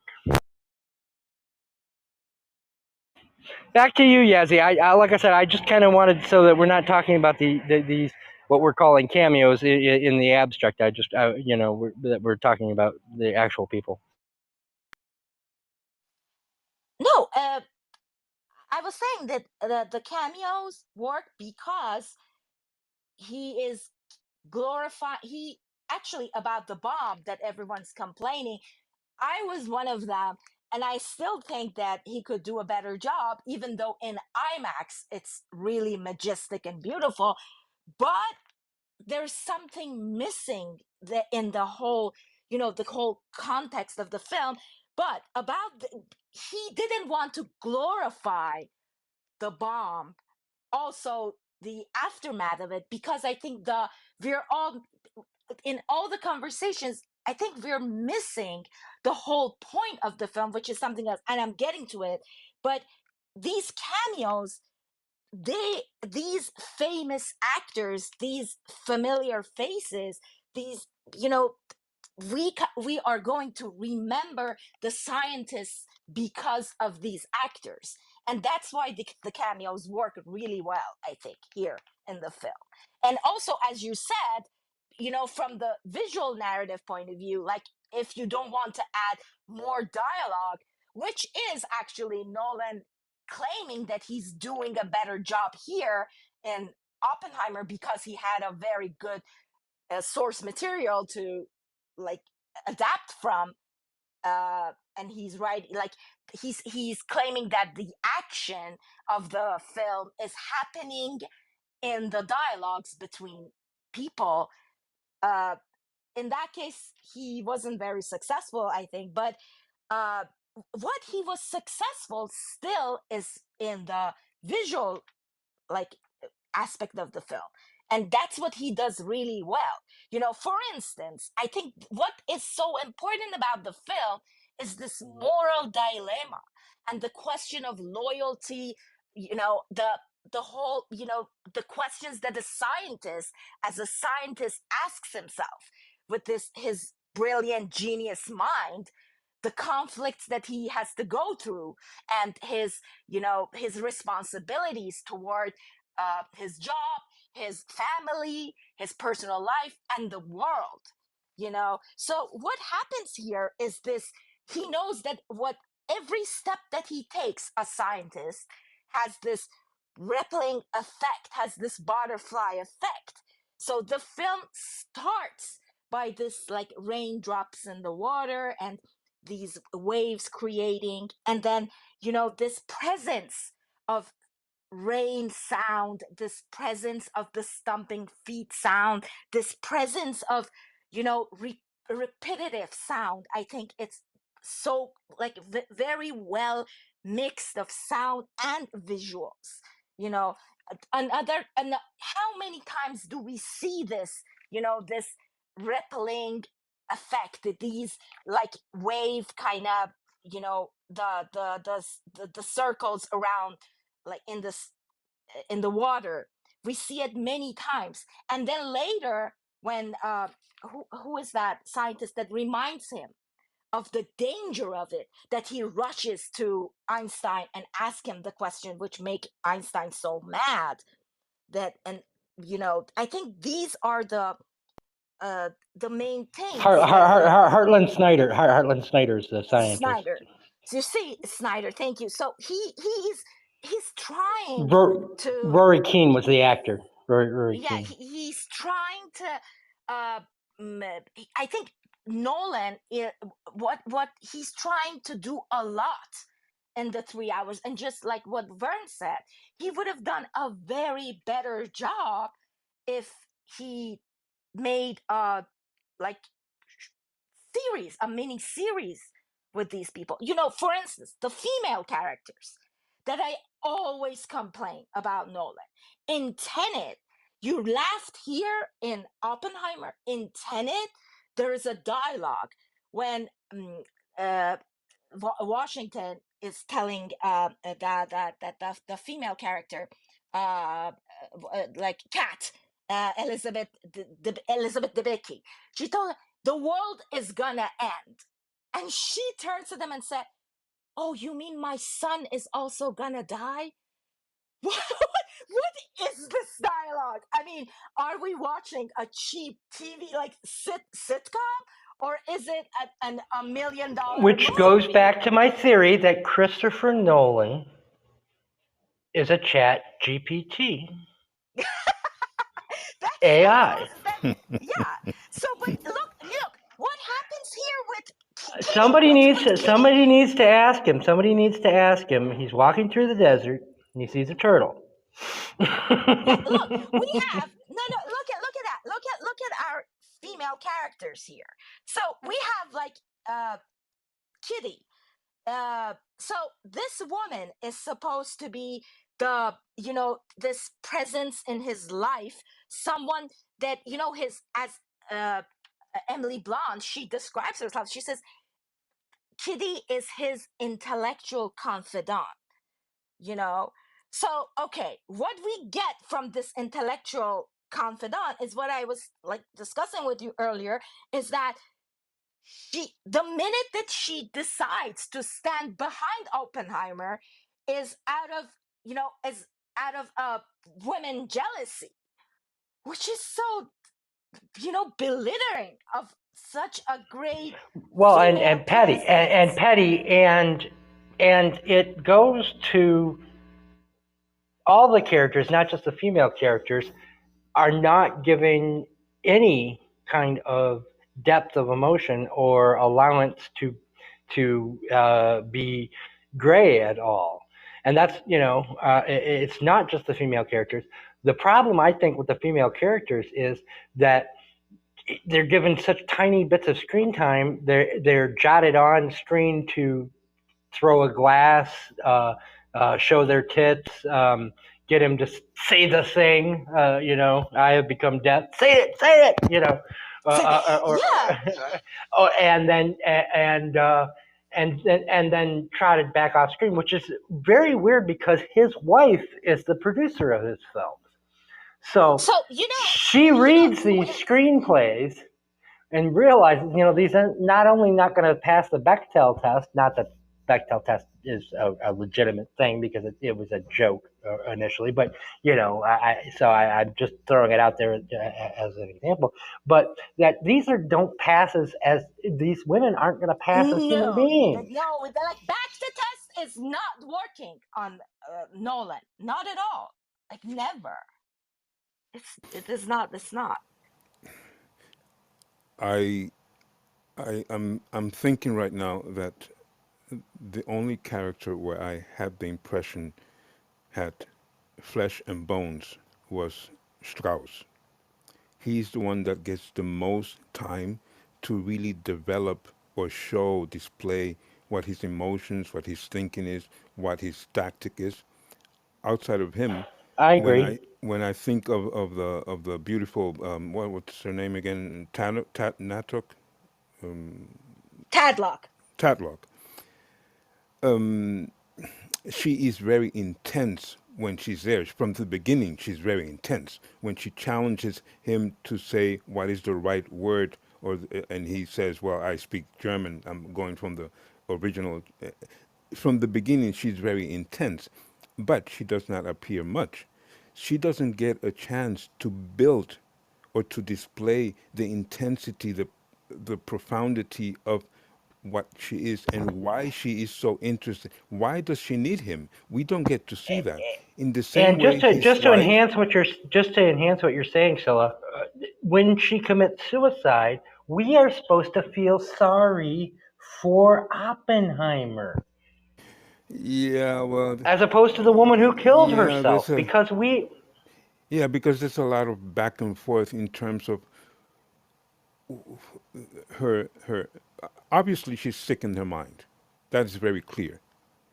But he is also the fact that he goes back. There's something in him that is he not tried to really poison his balanced. professor at Cambridge. Yeah. Yeah, yeah. So I mean, his wife also doesn't get a chance to show flesh and bones. Like Yassi just said, only in that moment where he's really broken down because he just found out that she killed herself, that's when she kind of, you see kind of a, let me be close to him, I'm here for you. But other than that, I don't see any development in bed, for example, just before falling asleep, where she portrays to him what she thinks, what her worries are. She doesn't get a chance to really explain from an intellectual, sentimental, deep connection to her husband what she's giving to him and what is she contributing to them being together. There's nothing of this sort. So for me, the only character that the general, the same thing, Matt Damon, he gets quite a bit, but not enough for me to see he what. gets enough screen time. You should have a better sense of Yes, him. exactly, exactly. But that With the connects. female characters, they're not on screen enough that you get a sense of them. With But his this connects. character, they don't care. They But don't care to tell us. this connects with one of the main points that I wrote about one of my notes. I could bring that now or later. It's whichever you wish. It's No, now or please, never. please. So this is the way I wrote it. It feels as if I were my. Oh, sorry. It feels as if it were my duty to honor and give credence to bombastic and monumental productions, while my devotion is drawn to the chamber art pieces, a la Ingmar Bergman, Jean-Luc Godard, Pedro Almodovar, and the like. So I made the comparison from a symphony, a big symphony, it doesn't matter from whom, Shostakovich, Mahler, whoever that may be, Penderecki, it doesn't matter if it's romantic or brutal, just the construction of a symphonic piece compared to a lida, a song, or a piece for cello from Bach, something chamber-like, very small, very intimate. But I think in the music analogy, the symphony is big, but it has reasons to be big, where the bombastic film doesn't really have a need to be big. I think this film is not bigger than that chamber little thing that Bergman did. It's just a simpler language that he used, but it's not a smaller film.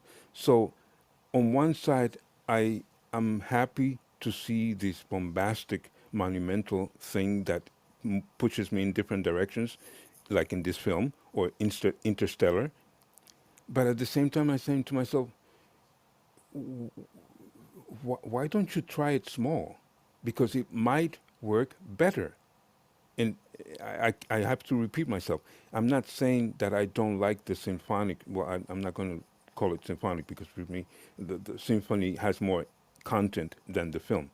But I like the film. I like the impressions I get from it. I like the bombastic screen effects. I like the modern technology that is being used. But I would like to see the content in a small thing, and maybe it would work. But I'm kind of debating between what type of art do I want to bathe with, this bombastic stuff, or just tell it to me straight, very simple.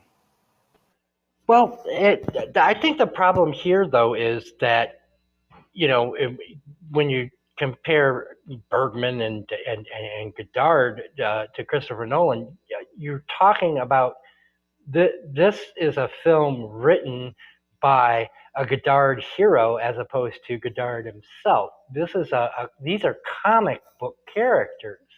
You know, Strauss is there because he does the villain turn. You know, that scene where revealed where Time Magazine actually is quoting what he said in his testimony Yes, yes, yes. beforehand, and he says, "Well, Mr. Luce is a personal friend." I half expected him to rip his mask off, a la, one of the, and it was me the whole time. you know, because that's all. That's no matter how much they set up his character, that is his character arc. That is what he's there for. He's there for the twist at the 2 hour mark. Einstein, who at one point pops up just from behind a car to conveniently be there, you know, just, so that he can say the thing, which No, is quoted from Einstein, but it's out of context. But go ahead, Yassi. I wanted to say, like, about Christopher Nolan. I loved Nolan when he used to bring this indie filmmaking, indie filmmaking kind of psych and apply it to the major Hollywood blockbusters. That's what his forte of sort. You know, he had this small budget indie spirit, and he could make brilliant movies out of it, just like Memento. I think Memento was a very good movie, and I say it, and I know no one's seen it before. Like Following, Following is the story of Oppenheimer. I've Is a seen story. Following Oh, and you've Memento, seen and I it. agree. Oh, And I agree. yeah. Well, it's free on YouTube, so Yeah, oh great. So please go watch those because those are the seeds and the roots of Oppenheimer, and you can see how well done those movies are But because isn't that part of that, Yazzie, that you have your whole life to make your first film? You know, but you know what? What happens that Sila, the question that Sila brought, is so smart because our expectations changes when you go to see a big budget. You know, and that's funny that these days our expectations from a big budget is so low. Like you don't go to see a Marvel movie to see a masterpiece. That's escapism. You just go there to have fun. But now that and that's my Nolan is point. I having don't these think this is budgets, anything more than a Marvel movie. I just don't. I think it was produced for IMAX with cardboard cutout characters. It's cut to death so that it can accommodate the shorter IMAX reels. Number one, but number two, to keep up with the kind of superhero fight in mentality of its audience. I don't see this as being anything. And I don't think it's even a particularly good Marvel movie. This isn't Endgame. This is Thor: Dark World to me.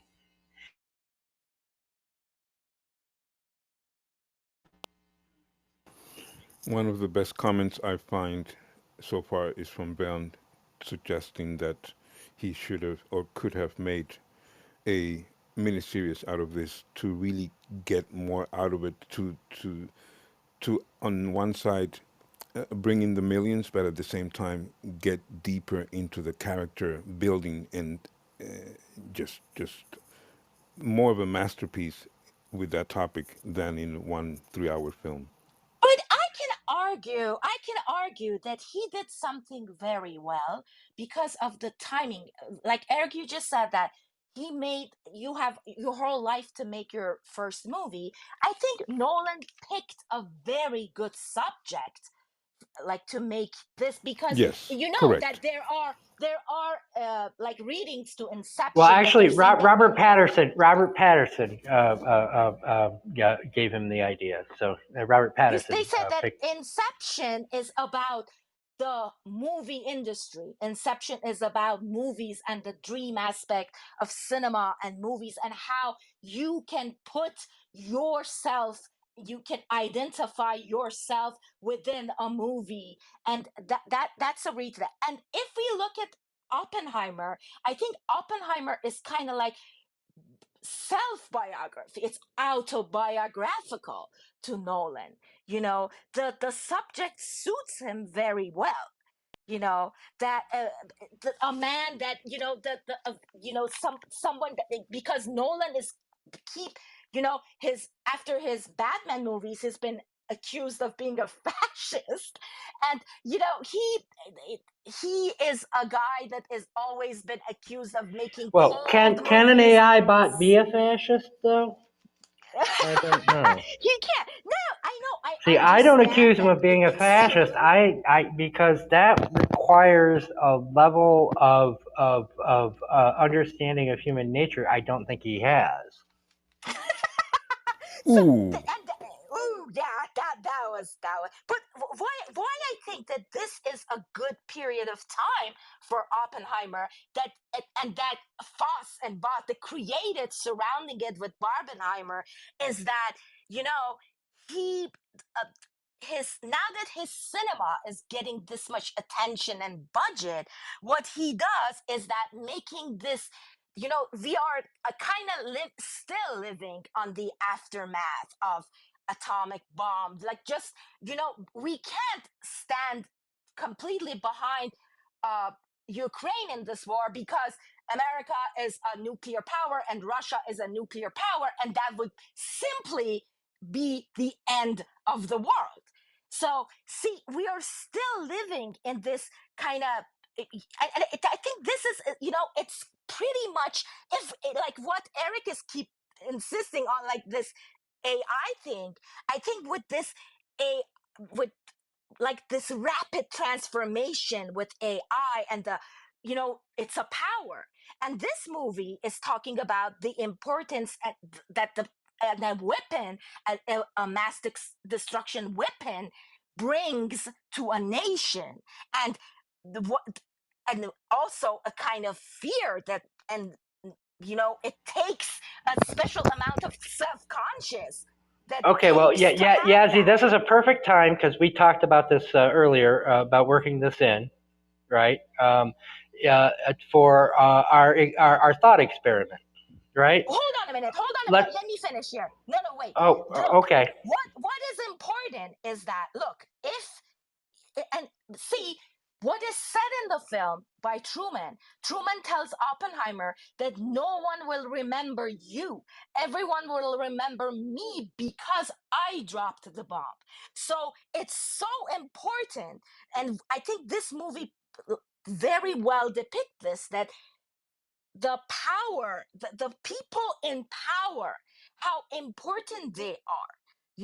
And I told you before, like Eric, that the team that I said, like, how I can see how much of Man of All Seasons I see here because of the Strauss, Oppenheimer, and Cromwell, uh, Thomas More comparison.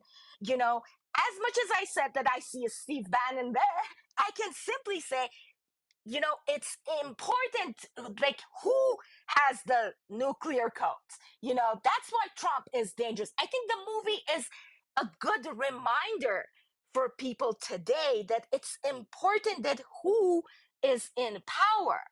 That's the other thing that I think this is a good time for the film and a good time for this filmmaker to make this film. Okay, so let's Hillary Mantel this shit then, shall we? Since you brought up A Man for All Seasons. So when Hillary Mantel rewrote A Man for All Seasons, she took Cromwell and made him the hero and made Moore the villain. So if we reverse this, Strauss is our hero and Oppenheimer is our villain. We have all of all the recipe. He tries to poison his professor. He's not particularly faithful to his wife. He testifies that, and his wife testifies that he gave money to the communists to help in the Spanish War in 1941, when the Spanish Civil War ended in 1939. So he was actually knowingly contributing to the communists, which is a system that killed at least 214 million people. On the other hand, what Oppenheimer was asking for is what we got, which is what people are asking for now in terms of AI, which is a limited number of people having control over nuclear technology, which meant we never really got a good nuclear power solution in this country, which is now suffering from the effects of global warming because of the work of people like Oppenheimer to keep nuclear power out of the hands of practical use in the United States of America. I rest my case. Strauss was right. Oppenheimer was wrong. That's a hypothetical, by the way. I don't actually believe that.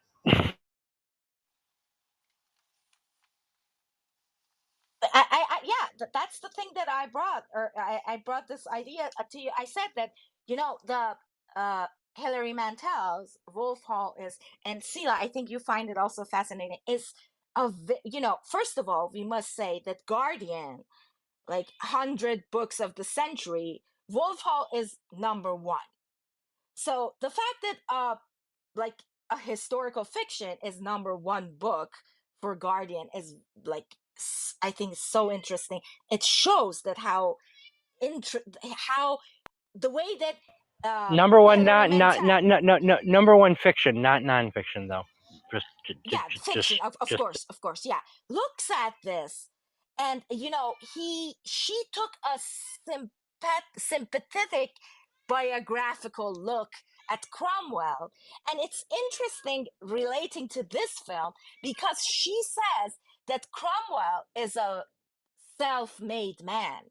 He came from nothing, and he goes up these stairs. And when we were talking about The Man for All Season, if you remember, I said it reminds me of Vice, like how Adam McKay looks at Dick Cheney and made he made it a lovable character. You kind of sympathize with Dick Cheney, and Not, it through like not his me. When gross he had a heart attack, I was like, I hope it kills you. in the film. I said in the No, film. while I was watching The the way film, that and I said it out loud in a theater.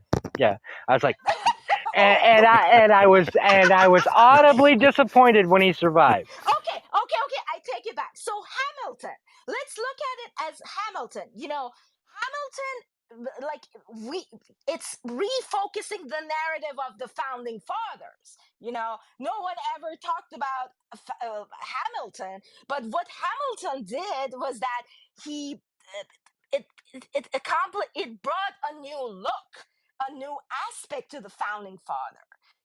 And this is exactly what Hilary Mantel does with Cromwell. And No I one is the think bad guy in their own story. exactly. And what happens here, I think, actually, in the third act that no one likes and I like, and if it was to me, I would take the third act of this film about the Strauss and only use a bit. I mean, only took the Trinity test from the first two part and focus on the last part of this film, because I think Nolan kind of sympathizes with the Strauss. He's saying that, That's the excellent. That's aftermath. excellent, Yazzie. I love that actually, because you just made me see the film in a new way. That third act is kind of a Cold War thriller unto itself, isn't it? Thank you. So exactly, that's what this third act is. This third act talks about the aftermath of the bomb, and that's what everyone is trying to talking about, like why there is no scene of dead people and what happened in Japan. This movie is not focusing on that. This movie is focusing on the politics and the Cold War, and as you, Eric, wanted to emphasize, the McCarthy era, and when a scientist gets involved in politics. That's like what happened in A Man for All Seasons. Every politician and religion. Every politician in this film is an idiot. Point blank. Every politician in this film is an idiot. Every scientist is a genius. Every politician is an idiot. It's painted in black and white, even in that third act. So my version of that third act would be your version with better dialogue and less less explanation. But even in that third act, you constantly have this hammering everything home. Everything has to be repeated 5 times. It was Strauss the whole time. Has to be repeated 5 times. I'm Jewish has to be repeated 5 times.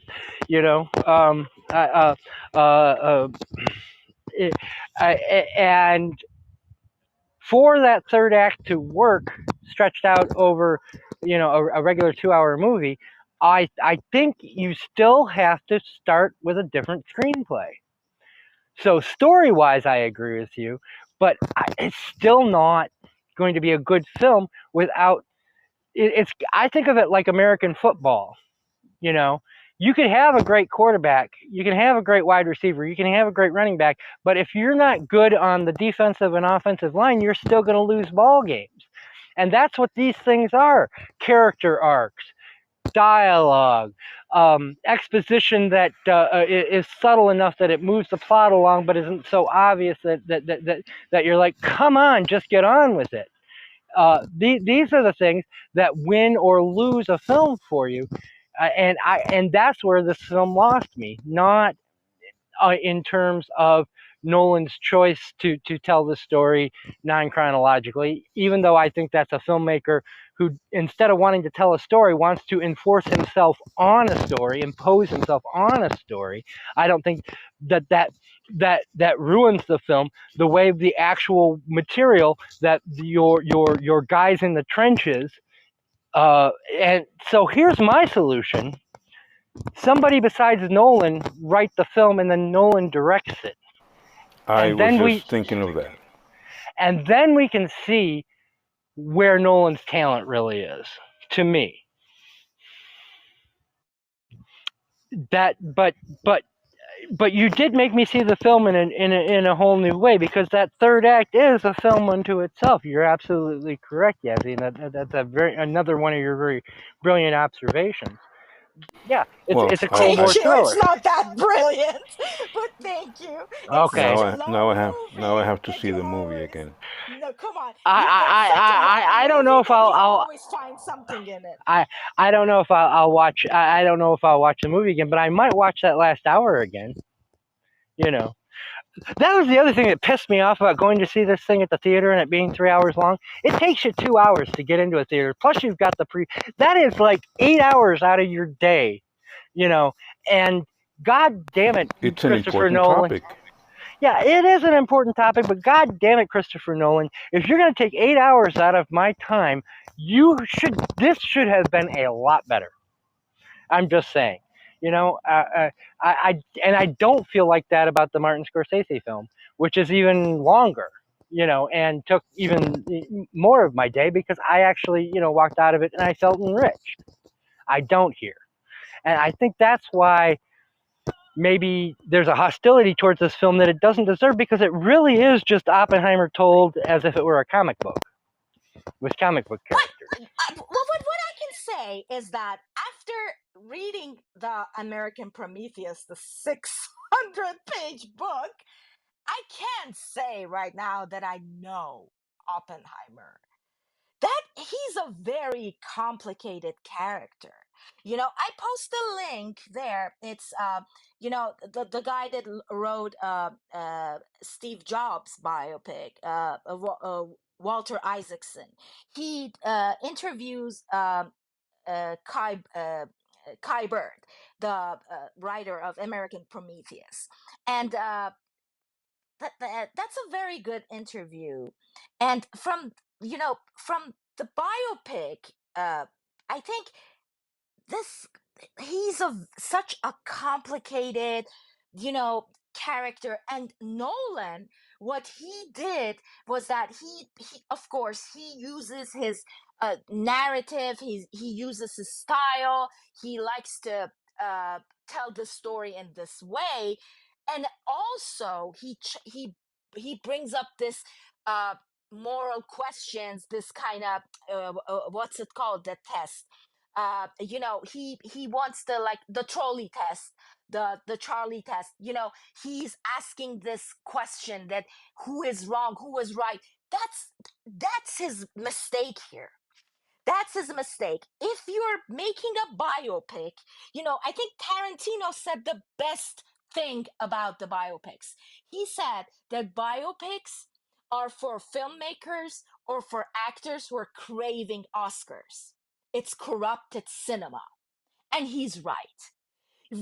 Because most of the time, those who vote for Oscars, for the awards, they're kind of, it's an easy choice. It's I'm going to disagree with him on that because it's just a genre and it's either done well or not. Look at but the it's films a that we've good covered. genre. Yeah, look at the films we've covered here. Caravaggio would be considered a biopic. Wasn't Beckett that would be great? considered a Such a biopic. great biopic. I love Yes, biopics, but I A think Man for All Seasons is a biopic. It's a genre, and it's what you do with it. I'm not a fan of race car movies, but God damn it, I loved Ford versus Ferrari because it was well done. that's what I was Uh, trying to say. Look, when you're having a biopic, if you are bringing someone like Strauss in, if you want to make an anti-hero, you should not draw judgments. Judgments in biopics ruin your movie. In my Well, belief. Look, I need to turn this over to Les because he actually was having dinner with President Biden and cut it off early to join us here today. So I want to acknowledge that. Hello, Les, and thank you for coming. I really appreciate it. But my guilt tripping worked. No, I desperately wanted to be in on this because when the movie came out, there were just a lot of naysayers about the movie. One thing I love, being someone that studies history, is when movie makers don't do too much violence to it. And, and it's a hard subject in the sense that how do you show someone thinking about physics? Um, and what else? I think that's very important that people shouldn't come around with a false sense of history. The opposite would be like Oliver Stone's JFK. It could be a really good, well-made movie, uh, but it basically lies about history. Well, There was, Les, you read you like Yassi and I read American Prometheus, so you have yeah. base, and uh, none of us have it. Although the three of us don't particularly care for the film, none of us have any complaints with what he chose from American, because it's a 600-page book that, you know, not everything was going to go into a 3-hour movie, but none of us have any complaints about what he chose from American Prometheus, and how accurate this is to the book and presumably to the history. But give us your thoughts in terms of the film versus the book here. How well did Nolan get your sense of the history, the way that the book unfolded? I think it did a very good job of it. You know, some things got compressed and might have gone by some people, like the fact that Kitty Oppenheimer, you know, was an alcoholic, and you know, my God, the fact that they had to give their kids to be raised by some friends, you know, that's Ooh, I forgot that one, Yassi. Yeah, you put that on my Cromwell is a good guy was part very two. clear to see. Yeah, that but put that on my yeah, Strauss is a good guy list. well, Strauss was, you know, and the point of this is, I think the point he was making was that the scientists that created it, lost control of it. You know, they were the heroes as long as they needed them to complete the project, and then they completely got dumped. The scientists did. Well, and isn't that And, the great line of the book when which it's in the movie, but it's undercut. But when Oppenheimer is asked, you know, well, what did you expect? I said, I didn't expect them to use it. You know, well, and that he had no fear of the bomb until somebody actually used it. Which which the book makes a very important point of, that he had trust in his government to use it and he lost that trust, and that's why he turned on the project afterwards. well, he did believe it was the right thing to do in terms of Hiroshima and Nagasaki, because the firebombing before it had just been just as terrible. It just took more bombs to do the Killed same thing. 16 times more people than Hiroshima and Nagasaki combined. Or the Right, firebombing of Dresden, for instance, in Germany, killed exactly. more people than had died in the last 3 years of World War II, or I'm sorry, World War I. Yeah, and so if you're getting burnt to death by napalm bombs versus atomic bombs, do you really care? You'd say neither of them are good. Um, and and but his thing was, oh my God, do we need to go to the H bomb? And he just couldn't see a military use for H bombs. Which I think that and the And isotopes are the two flaws of this film, as somebody who's read the book, of not explaining very well Oppenheimer's thinking the way that the book does. Which, unfortunately, again, it's already a 3-hour long film, so you can't exactly, complain. You can't complain too. But when they question Oppenheimer about why he didn't want to use an H bomb, he says the target wasn't large enough. That is a quote from what he actually said, but he was right. flustered at the time. He was so incredibly flustered at the time and he made it very clear in television interviews and later that is not what he meant at all. That he did not think that the H bomb was necessary at all, because if you can destroy one city, that's enough, and that no society should have that much power, which they don't explore that in the film, unfortunately. Again, probably because of time constraints. Yeah. And Well, the one other of thing that I would say one of the problems is, oh, I'm sorry, I didn't mean to cut you off. Go ahead. No, don't interrupt me when I'm interrupting you. No, I'm joking. No, I was cutting you off. But the second point is that they don't make very clear is when they're talking about the exporting the isotopes to Finland, and they set that up as the embarrassment to Strauss because Strauss was against it and Oppenheimer was for it. Well, but they don't really stress the fact that every scientist was for it, and that what Oppenheimer was going for was a balance of power, so that there was enough people had access to nuclear power that it couldn't fall into the hands of just one madman without other countries being able to step in. They don't explain that very well, and so it just becomes a snub to Strauss. And unfortunately, that central confusion in the film might lead you to think of Oppenheimer as being a less thoughtful person than he actually was. The Oppenheimer of the film versus the one in the real life and the one in the book. Yeah, and the other, by the way, the other source they used was Richard Rhodes, was and Kai Bird were both, their technical advisors, and so it's certainly,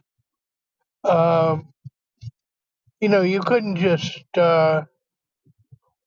That's why they got so many things right. But he was part of the problem is he was a confusing guy. I mean, Oppenheimer wasn't that straightforward.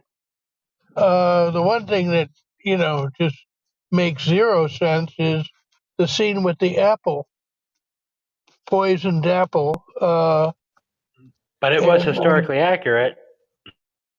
Yeah, except his Oppenheimer's living relatives, descendants point out that they wouldn't have just say, well, let's boy guns be boy guns, but he would have been probably dumped out of the. Well, he was almost kicked out of Cambridge for it, and they do mention in the film that he had to undergo psychiatric evaluation afterwards. But where you're right is they never explain how did he get caught, because he takes the apple away. Yeah. So they never explain that. And also, the poison concoction would have actually killed him. Chances are it was like a diuretic that would have given him diarrhea or something like that. It wasn't. He wasn't literally going to. Which is a big difference, right? Huge difference. But quite honestly, that's nitpicking in a film that, even though I don't like it, was historically quite accurate. Yeah, and it and I think a lot of the people that didn't like it wanted more information how to build a bomb or something. And where you could make that film, that just isn't the film he was trying to make,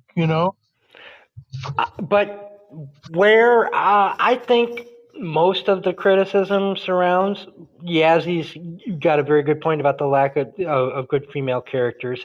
My criticism of the dialogue as being just exposition for the sake of exposition and not at all sounding like what human beings sound like. I just thought of a good metaphor for what the dialogue sounds like. For anybody who plays a video game, if you ever get a video game where you accidentally get two NPC non-playable characters talking to each other, that's what the dialogue in this film sounds like to me. And those are flaws that Do they supersede how historically accurate it is? And like I said, it's a 3-hour film, and I was never really bored. That's the question.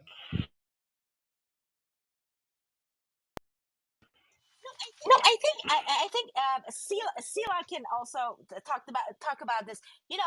Okay, we are having a biopic that is that I repeat, it has a very good source material. The source material, the American Prometheus, is a wonderful read.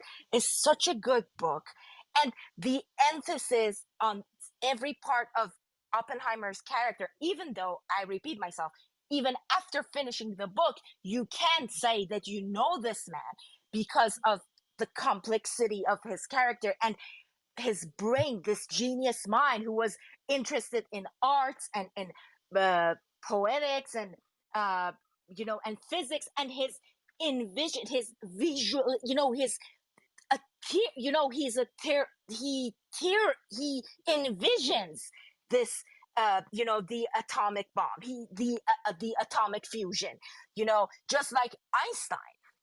They visualize this, the theory of relativity, and these are people with visions. So I think these minds are even more complicated than the actual mathematician or physician. So anyway, so this we're having this biopic, that it's kind of portrayed as a tragic hero narrative, which I repeat, I think it's not a good choice for a biopic, for a filmmaker to side. But anyway, but what we're getting at the end is a movie which is supposed to bring up these psychological dilemmas and questions. So we get a half music video, okay, with the random images and the sounds and time jumps, and a few coherent stuff in between. Well, Les liked the movie a lot more than we did. Les, give us some of the things that you really liked about the film. I mean, you talked about the historical accuracy, but as a film, you enjoyed watching it. What are some of the things that you rather liked about it? Let's Sila begin. Sila, what did you like about the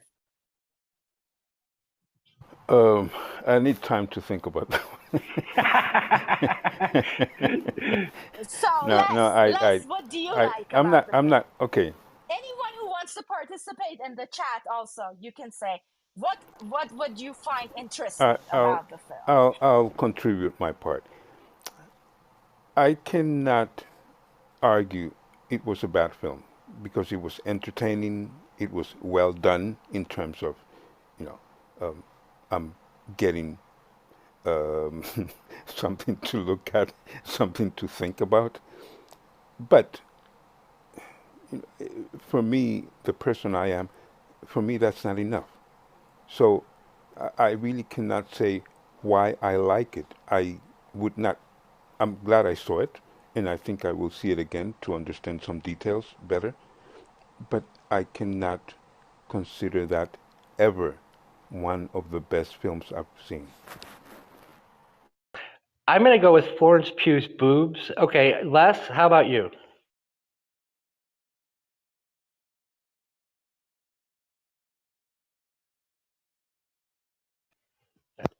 Les, can you hear me? That's clear. I'm driving, so I'm afraid for safety I have to just be listening. Well, actually, we're probably going to end this because I don't want this to be as long as the movie. But yeah,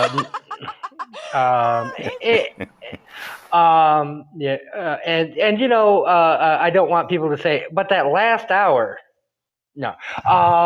Next week we're doing Sexy Beast.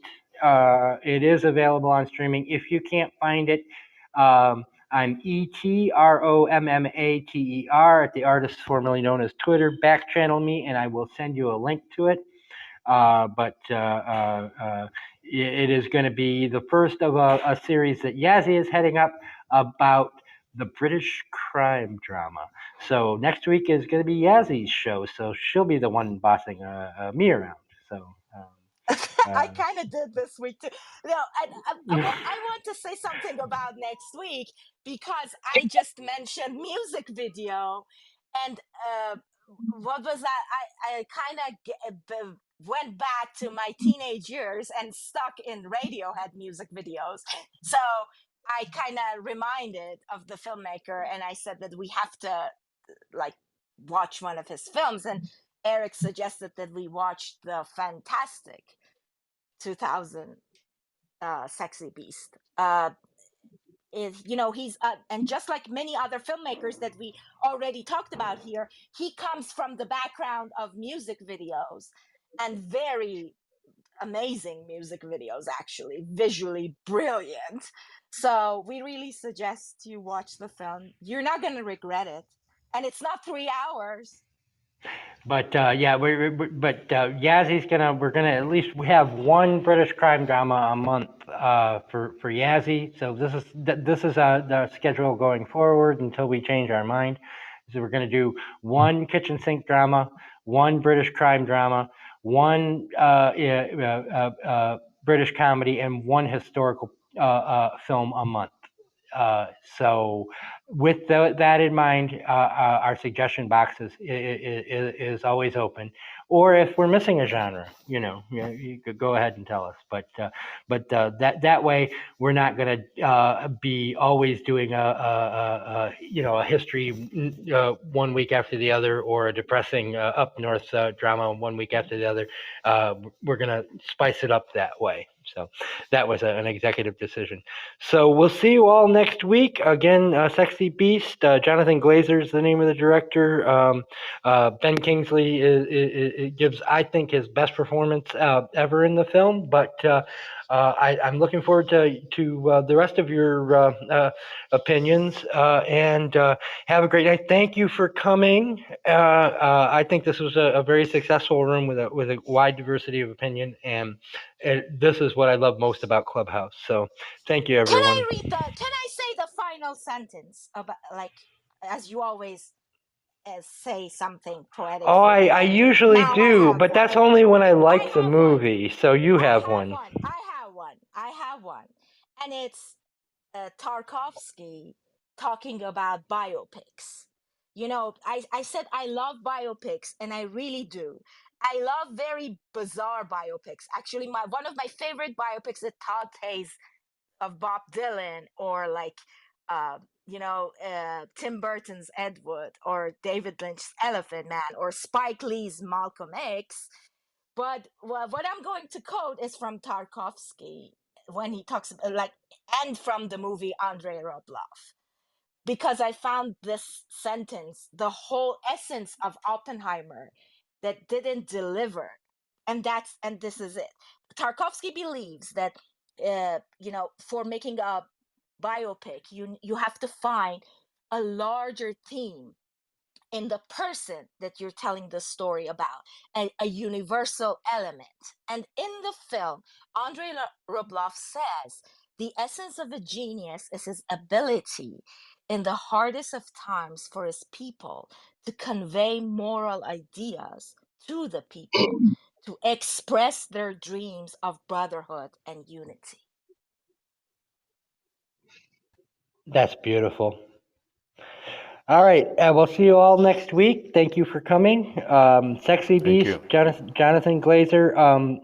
I guarantee that you'll like it better than I liked this film. Have a great night, everybody. Good night, everyone.